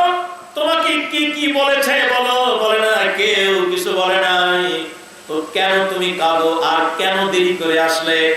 ইমাম গাজ্জালী শুরু থেকে শেষ পর্যন্ত সব ঘটনা শুনে বললেন, বলতে চাইলেন, আর তার আগে বললেন সব ছাত্র শিক্ষক গুলোকে সামনে আনেন, এরপরে আমি বলবো। সবাইকে সামনে আনা হলো। ইমাম গাজ্জালী শুরু থেকে শেষ পর্যন্ত সব ঘটনা যখন শোনালেন, এবার শিক্ষকেরা বলছে, গাজ্জালী এতদিন ধরে তোমার যা পড়ালাম, ওয়া ইন্নাল মালাইকাতা লা তাজাউ লি আজরাহাতিহা ইলা রিজালি তালিবিল ইলম। আল্লাহু আকবার। একজন কোরআনের ছাত্রকে খুশি করতে চায় আল্লাহর ফেরেশতারা, আর এই ফেরেশতারা এই ছাত্রদের পায়ের নিচে যে পাখা বিছাইয়া দেয়, গাছদালি তুমি জীবন্ত তা দেখলা। ও মাদ্রাসার ছেলেরা, শিক্ষকেরা, পৃথিবীবাসী, তোমরা যদি কেউ জীবন্ত হাদিসকে দেখতে চাও, জীবন্ত জান্নাতি মানুষকে যদি দেখতে চাও, কলিজার টুকরা গাছদালির দিকে তোমরা তাকাও।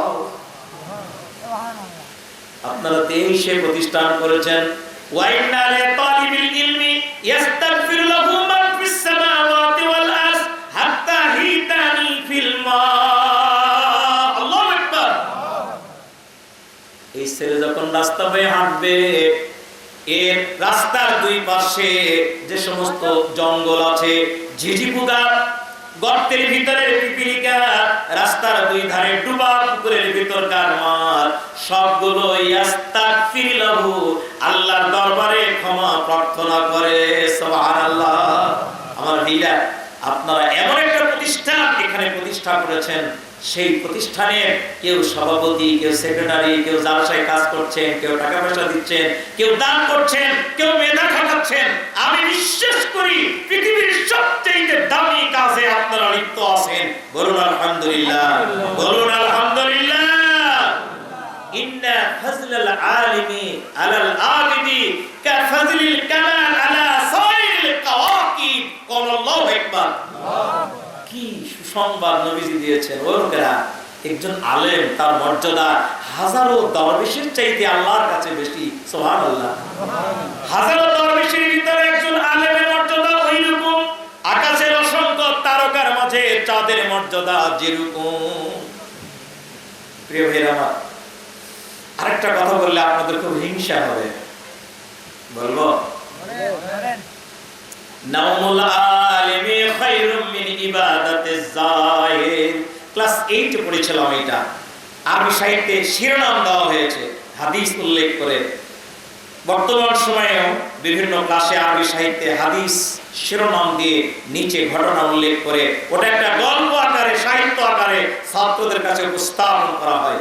সেখানে লেখা আছে, একজন আলেমের ঘুম একজন সাধারণ লোকের ইবাদতের চাইতে উত্তম। আল্লাহ রাসূল মসজিদে নববীর দরজায় গিয়ে দাঁড়িয়েছেন, দেখে দাঁড়ায় আছে ইবলিস। কে দাঁড়ায় আছে? চেনেন ইবলিসকে? দেখছেন? দেখাবো নাকি? অপেক্ষা করেন, দেখাবো। নবীজি বলছেন, ইবলিস তুই কেন এখানে দাঁড়ায়? ইবলিস বলছে, হুজুর আমি একটু মসজিদে ঢুকবো। কি নামাজ পড়বি? ইবলিস নামাজ পড়বে? ইবলিস কি নামাজ পড়ে? নামাজীদের নামাজ নষ্ট করে। নামাজীদের নামাজ, শয়তান কিন্তু মসজিদেও ঢুকে। শয়তান মসজিদেও, আপনার আমার ফজরেও দাঁড়ায়। স্বয়ং বিশ্বনবীর ফজরে শয়তান দাঁড়ায়া আল্লাহর নবী খুশু খুশু নষ্ট করার চেষ্টা করছিল। আল্লাহর নবী দেখছেন তার ফজরে শয়তান দাঁড়ায়া ওয়াসওয়াসা দিচ্ছে। বুখারীর হাদিস, বুখারীর হাদিস। এটা আমার পড়া এবং পড়ানো হাদিস, শোনা হাদিস না। তো নবীজি দেখছেন ইবলিস তো আমার ফজরে দাঁড়িয়ে গেছে। উনি তখন ধরেছেন ঘাড়, এইভাবে ইবলিসের এত জোরে ধরেছেন, ইবলিসের জিহ্বা বের হয়ে গেছে, দুই লাগামি দিয়ে গেরানি পড়া শুরু করেছে। নবীজি বলছেন, আমার মন চাইলো যে একে আমি ধরে নিয়ে যাব, নামাজের পর আমি জনগণকে দেখাবো এই ইবলিসটারে, কিন্তু আমার মনে একটু দয়া হলো, এই দয়ার কারণে আমি ওকে ছেড়ে দিলাম। তার মানে ইবলিসও মসজিদে ঢুকে মানুষের নামাজ নষ্ট করার জন্য। প্রতিটি মুহূর্তে আমাদের খেয়াল রাখতে হবে, নামাজে যখন আমরা দাঁড়াই, হজ করতে গিয়ে ভাই নামাজ যখন আকামত হয়ে যায়, তখন ইমাম সাহেব কি বলে জানি, একটা কিছু বলে না, নামাজে দাঁড়ানোর আগে একটা কথা বলে, আরবিতে বলে ইস্তাউ সুফুফাকুম, পায়ের সঙ্গে পা। হ্যাঁ, বাংলা হলো পায়ের সঙ্গে পা লাগান, কাঁধের সঙ্গে কাঁধ লাগান, ফাঁকা জায়গা পূরণ করেন, কাতার সোজা করেন। এর অর্থ হলো এইটা, পায়ের সঙ্গে পা লাগাতে হবে, কাঁধের সঙ্গে কাঁধ মিলাতে হবে। যদি দুজনার পায়ের মাঝখানে ফাঁক থাকে, তাহলে ওই জায়গায় শয়তান ঢুকে। কি ঢুকে? হাদিস বলছে, হাদিস, ইন্নী লা আরাশ শাইতানা ইয়াদকুলু মিনাস সাফফি কান্নাহু আযাব। রাসূল বলছেন, আমি আমার চোখ দিয়ে দেখতেছি বলার আগে আবার কসম খাইছে, ওয়াল্লাহ, আল্লাহর কসম, ওয়াল্লাযী নাফসি বিয়াদিহি, ওই আল্লাহর কসম যার হাতে আমার জীবন, আমি নবী আমার চোখ দিয়ে দেখছি দুইজন মানুষের দুই পায়ের ফাঁকা স্থানে শয়তান প্রবেশ করছে, কান্নাহুল হিজাব, যেমন বকরির বাচ্চা বকরির পালের মধ্যে মাথা ঢোকায় ওইরকম শয়তান ওই জায়গায় মাথা ঢোকায়। তা আমরা নামাজে দাঁড়ানোর সময় ফাঁক হয়ে দাঁড়াই না? এই কতক্ষণ না গায় ফাঁক হয়ে দাঁড়াই না? আমাদের দেশে কিছু হুজুরও আছে, এরাও কিছু বলে না, বুঝে না। আমি তো মনে করি হুজুরগুলো অন্ধ হুজুর। এরা কোরআন হাদিসের কথা জানার পরেও জনগণকে বলে না, মানুষের কাছে উপস্থাপন করে না। নামাজে দাঁড়ানোর সময় দুজনার পরস্পর পায়ের সঙ্গে পা মিলিয়ে দাঁড়াতে হবে, অন্যথায় নামাজ নষ্ট হওয়ার সম্ভাবনা বেশি। বাজার হলেন নাকি আপনারা? আমি তো হাদিস বলছি ভাই, কি জানি বলছিলাম। নবীজি ইবলিশকে বলায়, ইবলিশ, ইবলিশের বাবার নাম হলো নাবলিশ আর মায়ের নাম হলো খাবলিশ। এই খাবলিশের বেটা তুই টেকা বলে, হুজুর মসজিদে ঢুকবো কেন? বলি যে নামাজ পড়তেছে, লোকটা নামাজ নষ্ট করবো। রাসূল বলেন ঢোক ঢোক। দাঁড়িয়ে কেন? ইবলিশ বলছে, হুজুর আমাকে ভয় লাগে, আমি ভয় পেয়ে গেছি এই জন্য দাঁড়িয়ে আছি। কিসের ভয়? বলে ওই যে কন্যারে একটা লোক ঘুমায় আছে, ওই লোকটার জন্য আমার ভয়। রাসূল বলেন, তুই তো খাবলিশের বেটা, নাবলিশের বেটা, তোর চাইতে বোকা তো কেউ নাই। বলতো দেখি, একজন লোক নামাজ পড়ে, ওর নামাজ নষ্ট করবি, তোর ভয় লাগে না? কিন্তু ঘুমায় আছে, ঘুমন্ত লোকটার জন্য কেন তোর ভয়? নবীজি এই প্রশ্ন করায় ইবলিশ বলছে, হুজুর আপনি তো জানেন যেই লোকটা ঘুমায় আছে লোকটা কিন্তু একজন আলেম লোক, আর যেই লোকটা নামাজ পড়ে লোকটা সাধারণ লোক। আলেম লোক যখন ঘুমায় অবশ্যই আপনার তরিকা মোতাবেক ঘুমাবে, আল্লাহর বিধান মোতাবেক ঘুমাবে। কেউ যদি না ঘুমানোর আগে আয়াতুল কুরসি পড়ে, আল্লাহর ফেরেশতারা তার চারিদিকে দাঁড়ায়া ডিফেন্স দেয়। সুবহানাল্লাহ। ফেরেশতারা দাঁড়ায়া ডিফেন্স টিমের কাজ করে। নবী আমার ভয় হয়, আমি যখন ঢুকবো ওরা যদি আমাকে দেখে ফেলে তাহলে তো তাড়া করবে, আমার বিপদ হবে।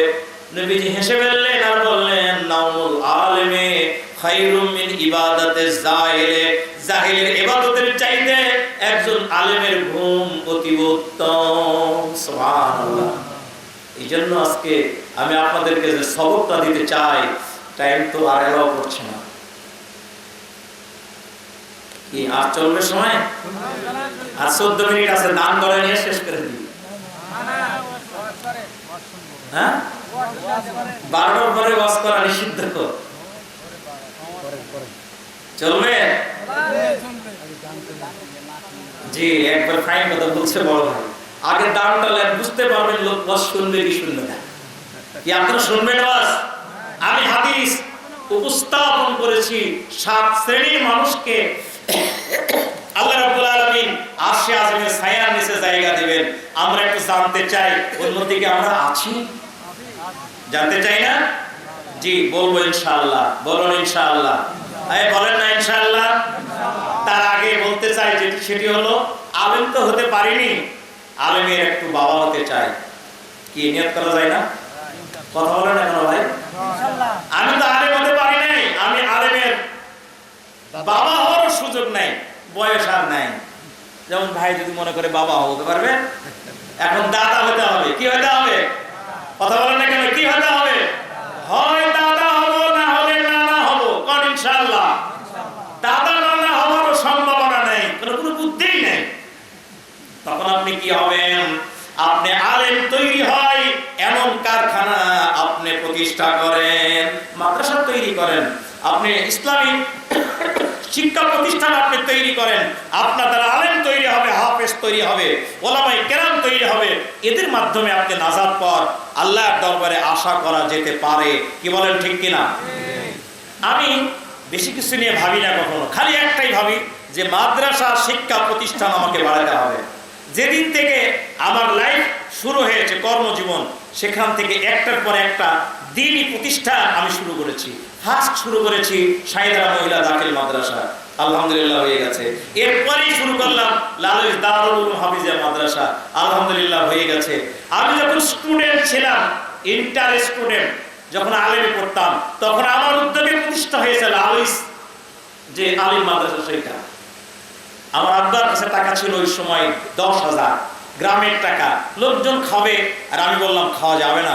কেন খাওয়া যাবে না? আমরা এরকম একটা প্রতিষ্ঠান করব। সাধারণ জনগণ সাপোর্ট দিল, প্রতিষ্ঠান হয়ে গেল। আমি আরেকটা কিশোরহাটে বালিকা হাফিজিয়া করেছি। অবশ্যই এই প্রতিষ্ঠান আলাদা, একটু এর ধাঁচের ধরন আলাদা, টোটালটাই নিজের খরচে সেখানে পড়াশোনা করতে হয় মেয়েদের জন্য।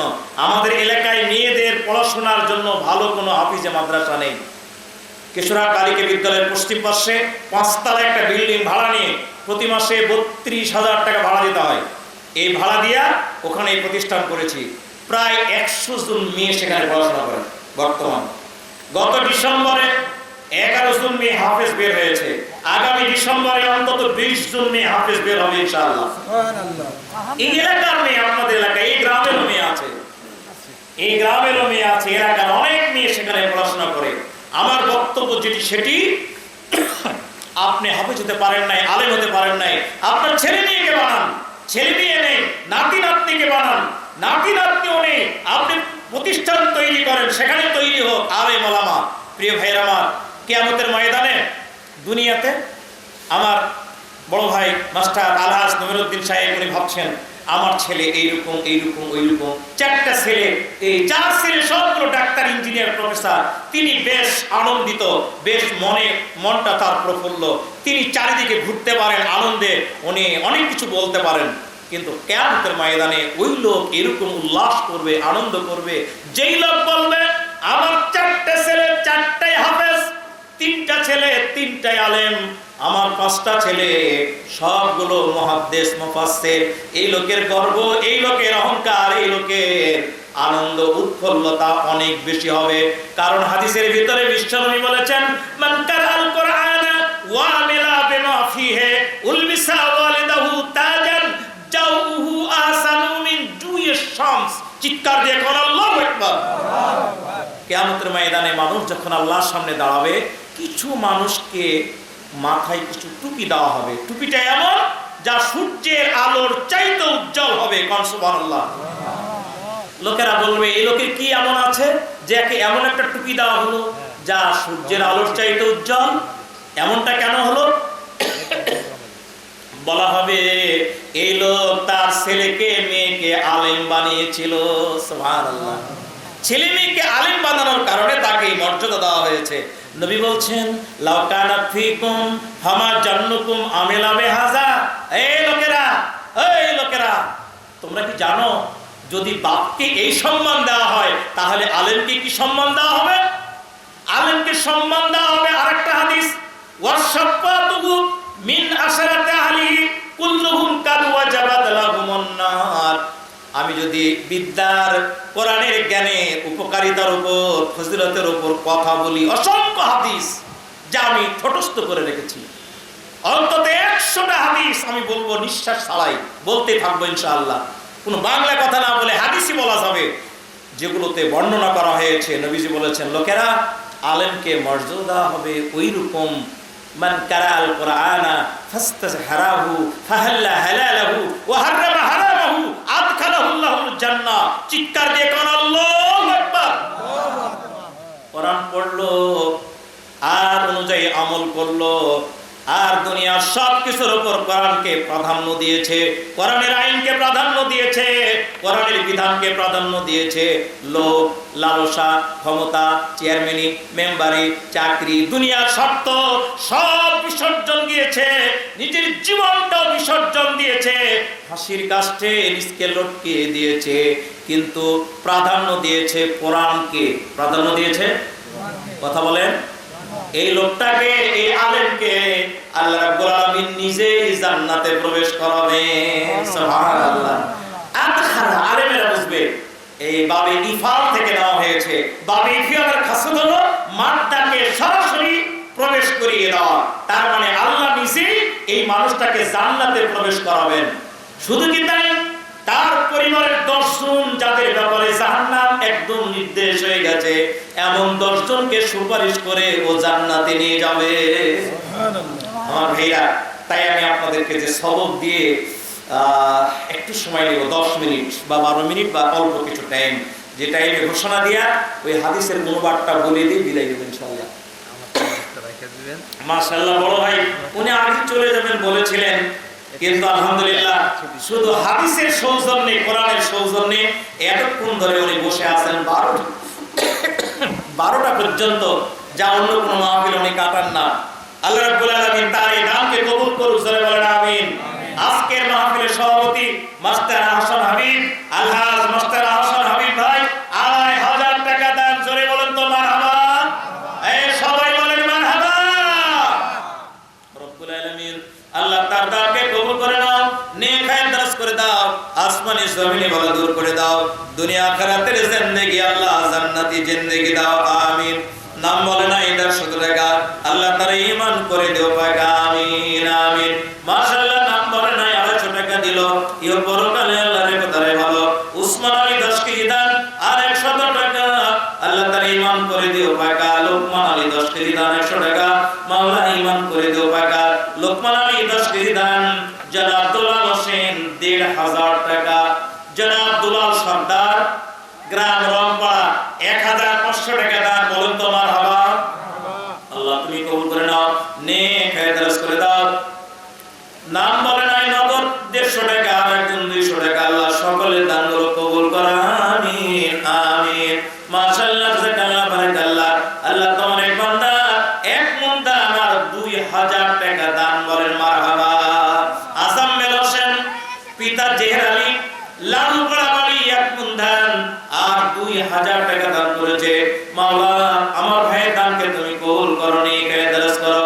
নাম বলে নাই 100 টাকা, আল্লাহ তাআলা ঈমান করে দিও পাক।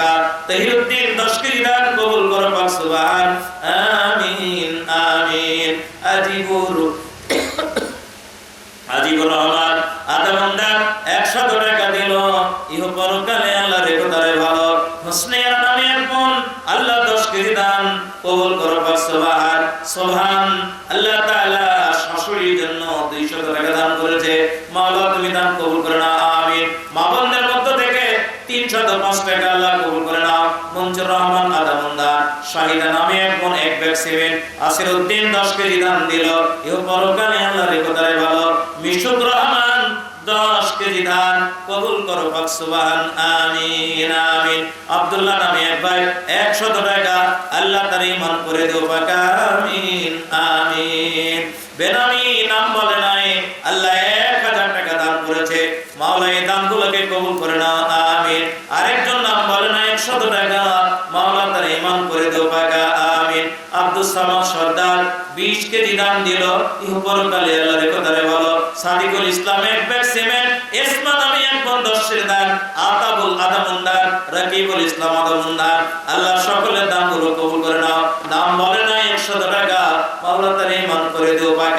আব্দুর রাজ্জাক নামে এক ভাই দান আদামুন আর 200 টাকা দান করেছে। আসলাম উদ্দিন ভাই আমার, আল্লাহ 10 কেজি ধান দান করেছে, মাওলা কবুল করো, আমিন। বেলাল উদ্দিন ভাই আমার 1 মন দান, ইহো পরকালে আল্লাহ বড় সম্মান। সাজেদা নামে এক বোন আদামুন দান করেছে, 1 ব্যাগ সিমেন্ট দান করেছে, মাওলা সকলের দানগুলো কবুল করো, নেক হায়াত দারাজ করো, আমিন আমিন। রবিউল ইসলাম ভাই আমার, আল্লাহ 10 কেজি দান আর নগদে 50 টাকা দান করেছে, মাওলা কবুল করো, আমিন। শাহজাহান ধান 10 কেজি, সিমেন্ট 1 ব্যাগ আর নগদ 100 টাকা, মাওলা তার ঈমান করে দিও পাক। জাহাঙ্গীর আলম ভাই আমার, আল্লাহ 150 টাকা দিল, ইহো পরকালে আল্লাহর কথারে ভালো। বাবুল আক্তার খালগ্রামে আদামুন্দার, ইহো পরকালে আল্লাহ বড় সম্মান, আমিন। জাহাঙ্গীর আলম ভাই, আল্লাহ 200 টাকা দান করেছে, মাবুদ তোমার বান্দাদের দান কবুল করে নাও। সঞ্জয় আলী খালগ্রামে বাড়ি, আদামুন দান দিল, ইহো পরকালে আল্লাহর কথারে ভালো, আমিন আমিন। স্বপ্ন নামে এক বোন, আল্লাহ 10 কেজি দান কবুল করো পাক, সুবহান। সৈকত নামে এক ভাই, আল্লাহ 10 কেজি দান করেছে, মাওলা কবুল করে নাও, আমিন। খাদিজা নামে এক বোন, আল্লাহ 10 কেজি দান 100 টাকা, মাওলা তার ঈমান করে দিও পাক, আমিন আমিন। সম্মানিত ভাই আমার, সম্মানিত বোনেরা আমার, আপনাদের দান, মহিলাদের দান এই জায়গায় খুব বেশি আমি দেখতে পেলাম না। মহিলাদের দান দিচ্ছি খুবই কম। কেন এমনটা, এত দান কম হবে? মহিলারা কিন্তু অনেক বড় বড় চাকরি করে। এলাকায় অনেক বোন রয়েছেন যারা প্রাইমারি স্কুলের মাস্টার, হাই স্কুলের মাস্টার, বিভিন্ন প্রতিষ্ঠানে তারা কর্মরত রয়েছেন। এই সমস্ত বোনেরা আপনারা কিন্তু আমি দেখতে পাই অনেক সময় যে মেয়েরা দান করার ব্যাপারে খুবই দুর্বল। এরা কামাই করে কিন্তু দানের ব্যাপারে খুবই এরা দুর্বল।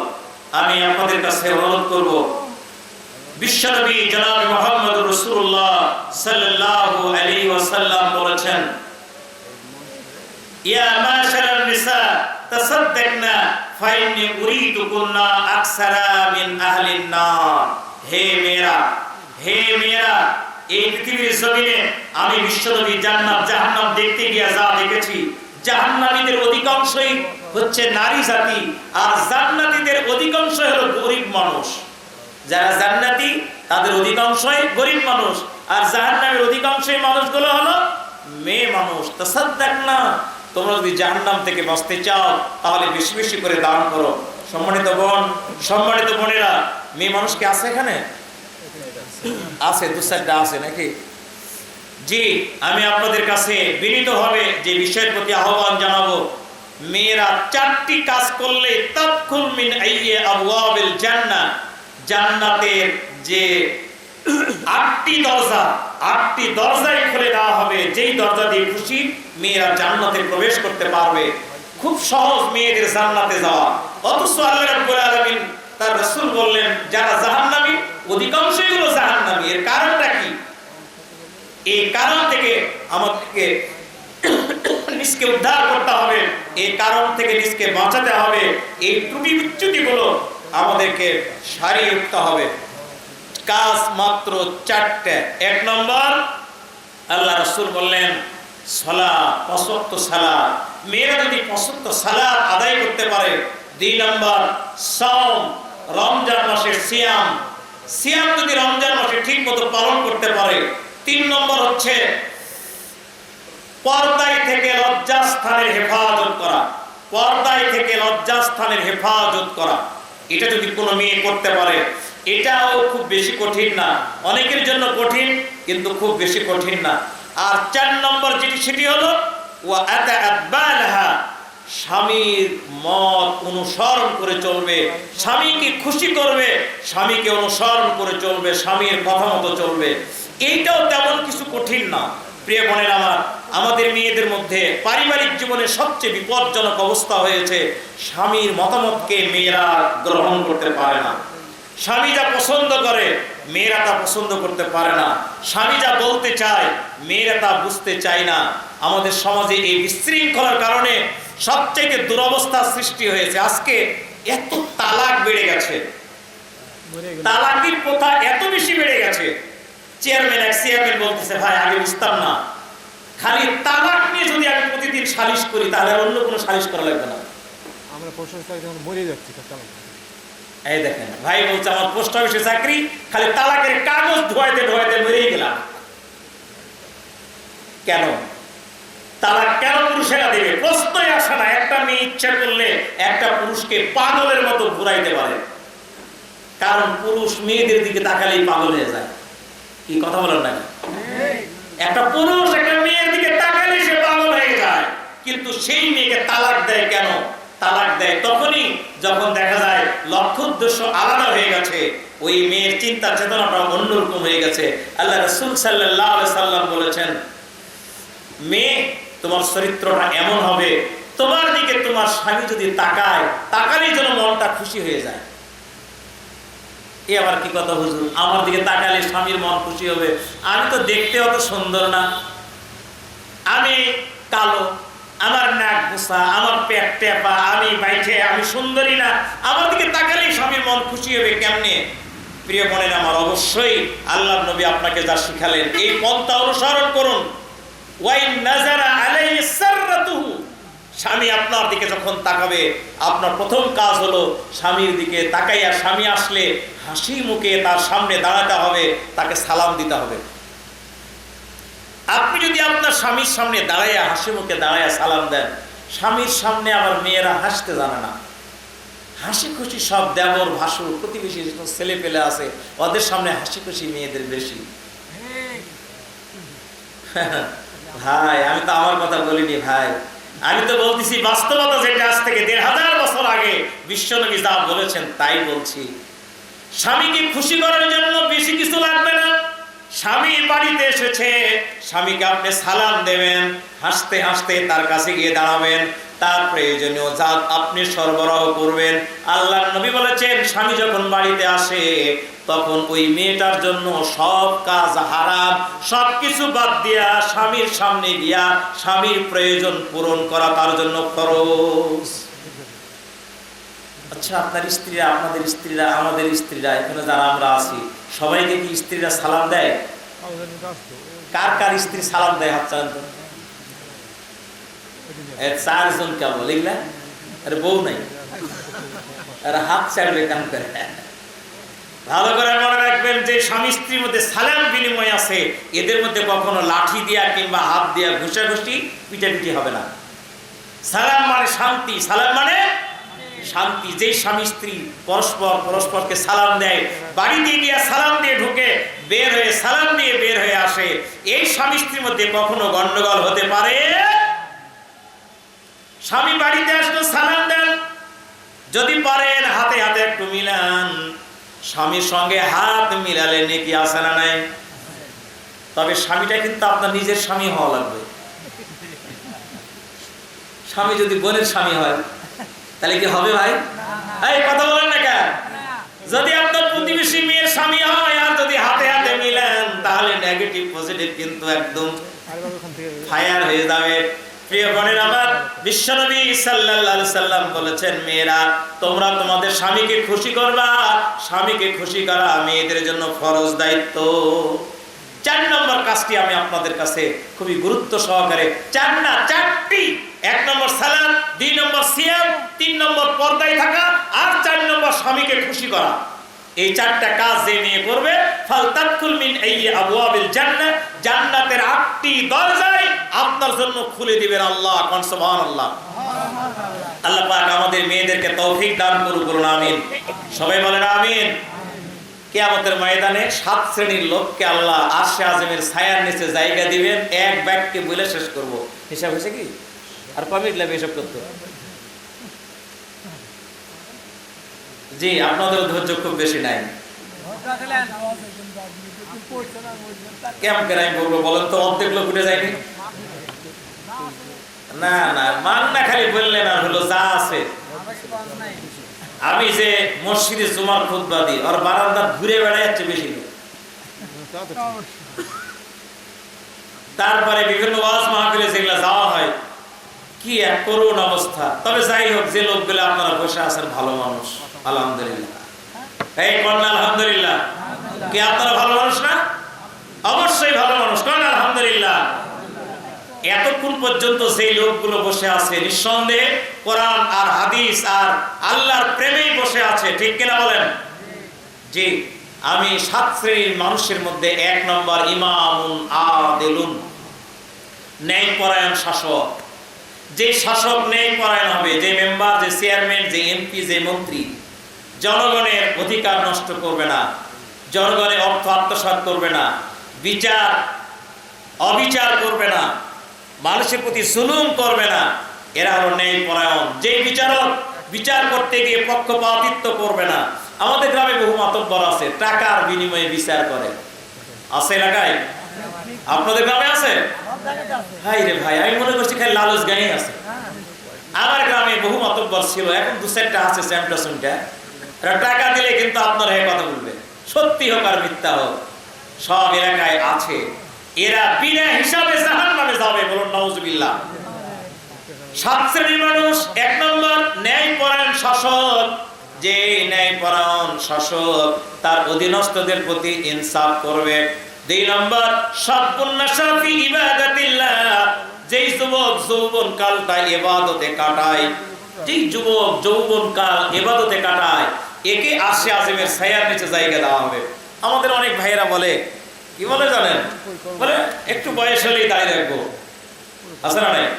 বেটাক বিয়ে দিছে, বিটিক বিয়ে দিছে, দাড়ি সব পাইকে গেছে, তারপরে বলতেছে বয়স হয়নি। হ্যাঁ, লাতিপুতি হয়ে গেছে, তারপরেও দাড়ি রাখে না। কিন্তু ভালো করে মনে রাখবেন, যৌবনকালের ইবাদত আর বয়স্ক কালের ইবাদত এক নয়। যৌবনকালে কোনো যুবক যদি একবার আল্লাহ বলে ডাকে, আর বুড়া মানুষ যদি 100 বার আল্লাহ আল্লাহ করে, ওই 100 বার আল্লাহর চাইতে এই যুবকের একবার আল্লাহ বলা আল্লাহর কাছে অধিক প্রিয়। এই জন্য যৌবনকালটাকে আল্লাহর ইবাদতে কাজে লাগান। যে মানুষ, যে মহিলা, যে ভাই, যে বোন যৌবনকালটা আল্লাহর ইবাদতে কাটায়, এমন মানুষকে আরশে আজিমের ছায়ার নিচে জায়গা দিবেন কে? আল্লাহ। 3 নম্বর, রাজুলুন কালবুহু মাল্লাকুন ফিল মসজিদে ইযা খারাজা মিনহু হাত্তা ইয়াউদা ইলাই। ওই মানুষ, যেই মানুষটার অন্তর মসজিদে লটকানো আছে।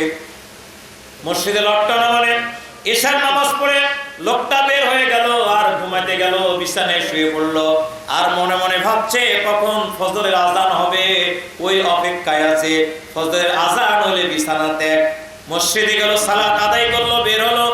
ও মাঠে গেছে, কাজ করে, ভ্যান চালায়, চাকরি করে, আর মনে মনে ভাবে কখন আজান হবে, মসজিদে যাব।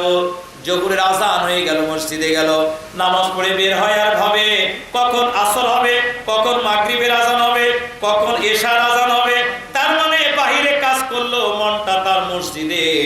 এমন মানুষকে আরশে আজিমের ছায়ার নিচে জায়গা দিবেন কে? আল্লাহ।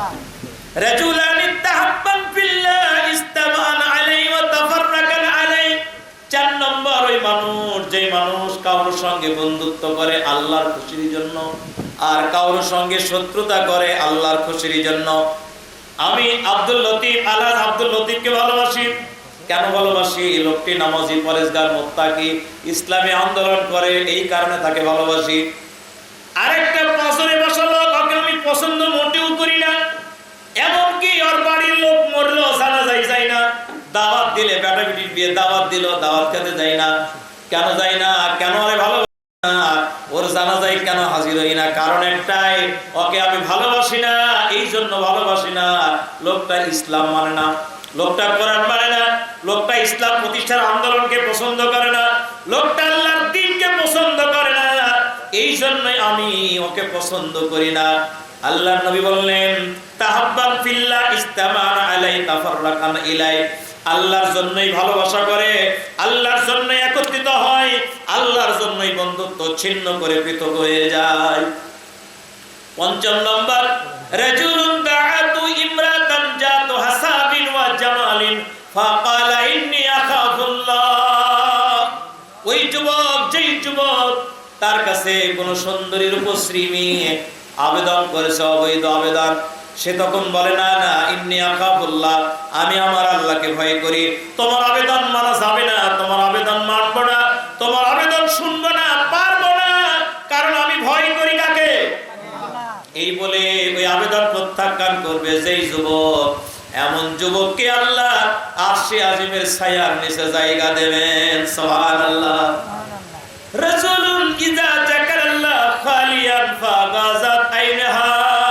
নবীজি বলছেন, ওই মানুষ, যেই মানুষ রাতের অন্ধকারে স্ত্রী, ছেলে মেয়ে, স্বামী সব ঘুমিয়ে পড়েছে, এমন সময় ঘুম থেকে উঠে অন্ধকারের ভিতরে যায় নামাজ বিছায়া চোখের পানি ফেলে কাঁদে। চোখের পানি ফেলতে পারে, চোখের অশ্রু ঝরাইয়া আল্লাহকে বলে, আল্লাহ তোমার জাহান্নাম থেকে বাঁচতে চাই, জীবনের গুনাহগুলো মাফ পেতে চাই, আল্লাহ তুমি মাফ করো। নিজের অপরাধের স্বীকৃতি দেয়া চোখ থেকে যেই যুবক পানি ঝরাবে, আপনার চোখের পানি, আপনার চোখের এক ফোঁটা অশ্রু জাহান্নামের আগুনকে নিভাইয়া দেবে। আপনার চোখের অশ্রু নাকের ডগা পার হওয়ার আগে আল্লাহ রাব্বুল আলামিন জাহান্নামের আগুন আপনার জন্য হারাম করে দেবে। আমার ভাইরা, আপনাদের কাছে আমার প্রশ্ন, একটু খেয়াল করেন, কবে চোখের পানি ঝরালাম? আমি কি আমার চোখ দিয়ে পানি ফেলতে পারলাম? আমি কি একটু কাঁদতে পেরেছি? আল্লাহর কাছে কি কেঁদেছি কোনোদিন? একা রাতের অন্ধকারে আল্লাহকে তার সামনে কাঁদতে পারলাম কিনা, এটা বড় বিবেচ্য বিষয়। আল্লাহ নিজেই বলেছেন, ফালিয়াজহাকু কালিলা ওয়া ইয়াবকু কাসীরা। তোমরা হাসো কম, কাঁদো বেশি। কাঁদো, আমার সামনে এসে একটু কাঁদো, চোখের পানি ফেলো। তোমার চোখের পানি নাকের ডগা গলানোর আগেই তোমার তওবা আমি আল্লাহ কবুল করব। এই জন্য চোখের পানি ফেলে কাঁদতে হবে। আল্লাহ রাব্বুল আলামিন তৌফিক দান করুন, বলুন আমিন। 7 নম্বর, ইজা তাসাদ্দাকা বিসাদাকাতিন ফাআফাহা হাত্তা লা তা'লামু শিমালুহু মা তুনফিকু ইয়ামিনুহু। নবীজি বলছেন, এই লোক, যেই লোক দান করে এমন ভাবে দান করে, ডান হাতে দান করেছে, বাম হাতে জানে না, কেউ জানে না, কাউকে বলে নাই, স্ত্রীকে বলে নাই, স্ত্রী দান করেছে, স্বামীকে বলে নাই, পৃথিবীর কোনো মানুষ জানে না, এমনকি মাদ্রাসার সভাপতি ও জানে না। মাদ্রাসার কাজ চলছে, 1 ভ্যান সিমেন্ট, 20 ব্যাগ সিমেন্ট পাঠিয়ে দিল। মাদ্রাসার কাজ চলছে, মাদ্রাসা লিল্লা বোর্ডিং আছে, 5 ব্যাগ চাউল পাঠিয়ে দিয়েছে, কেউ জানে না, ছেলে মেয়ে কাউকে বলে নাই। প্রিয় ভাইরা আমার, একটা আমল আপনাদেরকে আজকে শিখিয়ে যাব। আপনার দোয়া কবুল হচ্ছে না, আপনি বিপদে পড়েছেন, আপনার রোগ ভালো হচ্ছে না, আপনি একটা জিনিস চাচ্ছেন, ওটা হচ্ছে না, একদম টোটালটাই আপনার বিপরীত, আপনি বড় কষ্টে আছেন, এমন সময় খুব গোপনে একটা দান করেন, খুব গোপনে। আপনি যাকে দিচ্ছেন সেও জানে না, যেই মাদ্রাসায় দিচ্ছেন ওই মাদ্রাসার কোনো লোক জানবে না, যেই মসজিদে দান করছেন ওই মসজিদের কোনো লোক জানবে না। আপনি মসজিদের কোটায় গিয়া 5,000 10,000 টাকা আপনি ফেলে দিয়ে আসেন কোটাতে, কিংবা অ্যাকাউন্টে আপনি 10,000 টাকা দিয়ে দেন। দেবার পর স্ত্রীকে বলেন নাই, ছেলে মেয়েকে বলেন নাই, দুনিয়ার কাউকে বলেন নাই, আপনি আল্লাহকে বলেন, আল্লাহ আমি তোমাকে তোমার মসজিদে, তোমার মাদ্রাসায় 10,000 টাকা দান করেছি, আল্লাহ আমার এইটা চাওয়া পাওয়া, আমার এই অসুখ ভালো হয় না, আমার ছেলেটার রেজাল্ট আল্লাহ ভালো করে দাও, আমার মেয়েটার আল্লাহ তুমি একটা বিবাহের ব্যবস্থা করে দাও, আল্লাহ আমার এই সমস্যা তুমি দূর করে দাও। আল্লাহর নবী বলেছেন এই দোয়া আল্লাহ কবুল করতে বাধ্য বাধ্য বাধ্য। সুবহানাল্লাহ। খুবই গোপনে, কাউকে বলবেন না, গোপনে গোপনে এমন একটা আমল করেন, আল্লাহকে বলেন, আল্লাহ ওয়াদা করেছেন বান্দা উদউনি আস্তাজিব লাকুম, তোমরা আমার কাছে চাইবা আর আমি আল্লাহ রাব্বুল আলামিন আমার জন্য ওয়াজিব তা কবুল করা। আল্লাহ রাব্বুল আলামিন এই 7 শ্রেণীর মধ্যে কোন একটা শ্রেণীতে হলো আল্লাহ যেন কবুল করেন। জোরে বলেন আমিন। সবাই বলেন আমিন, আরো জোরে বলেন আমিন। সব শেষে আমি আপনাদেরকে বলে যেতে চাই, নিজে আলেম হতে পারি নাই, আলেমের বাবা হতে চাই। বলেন ইনশাআল্লাহ। এই যুবকেরা, তোমরা নিজেরা যারা আলেম হতে পারো নাই, হাফেজ হতে পারো নাই, ছেলে মেয়েকে আলেম হাফেজ বানানোর জন্য চেষ্টা করবা। আলেম হাফেজ হওয়ার যদি সুযোগ না থাকে, আমার ভাইরা আপনারা আলেম হাফেজের দাদা হন, নানা হন, এটাও যদি সুযোগ না থাকে তাহলে প্রতিষ্ঠান তৈরি করুন। পৃথিবীর সবচেয়ে সৌভাগ্যবান হবেন আপনি যদি আপনি আলেমের বাবা হতে পারেন, দাদা হতে পারেন।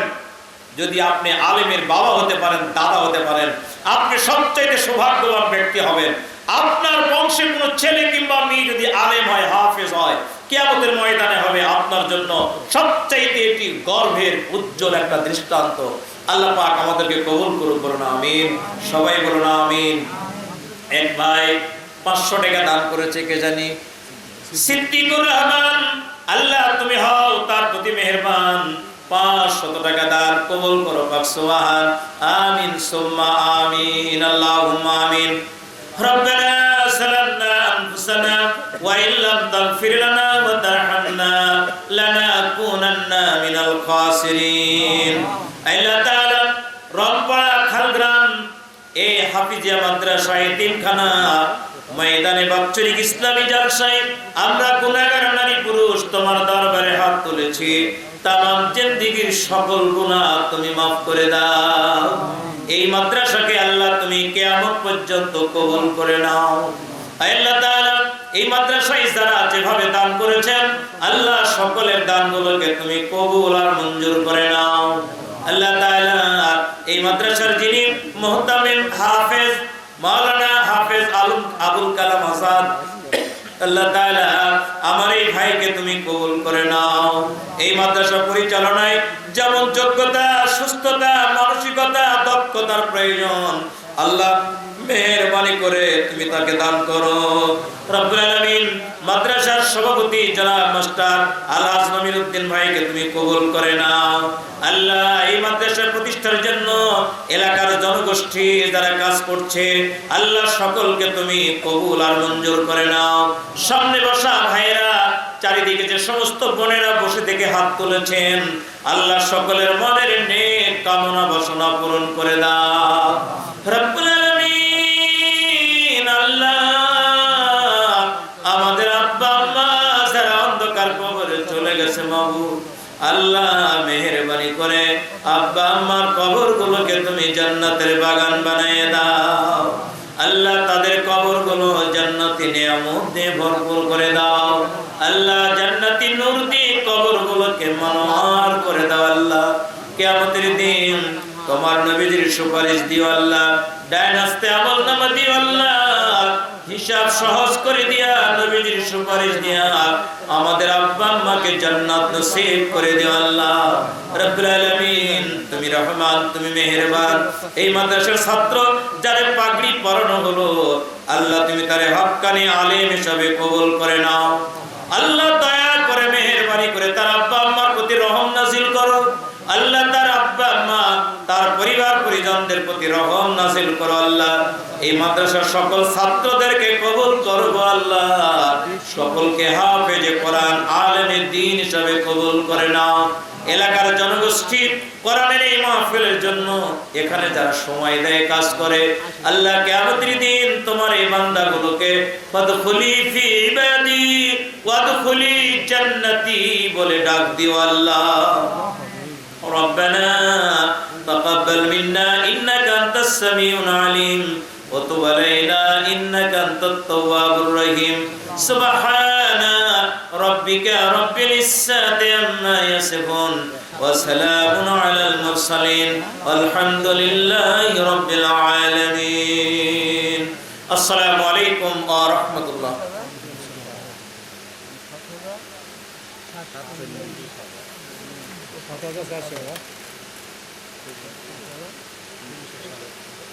একেবারে তোমার ফ্যান নাই, ফ্যান দাওনি, তোমরা হিংসক মানুষ।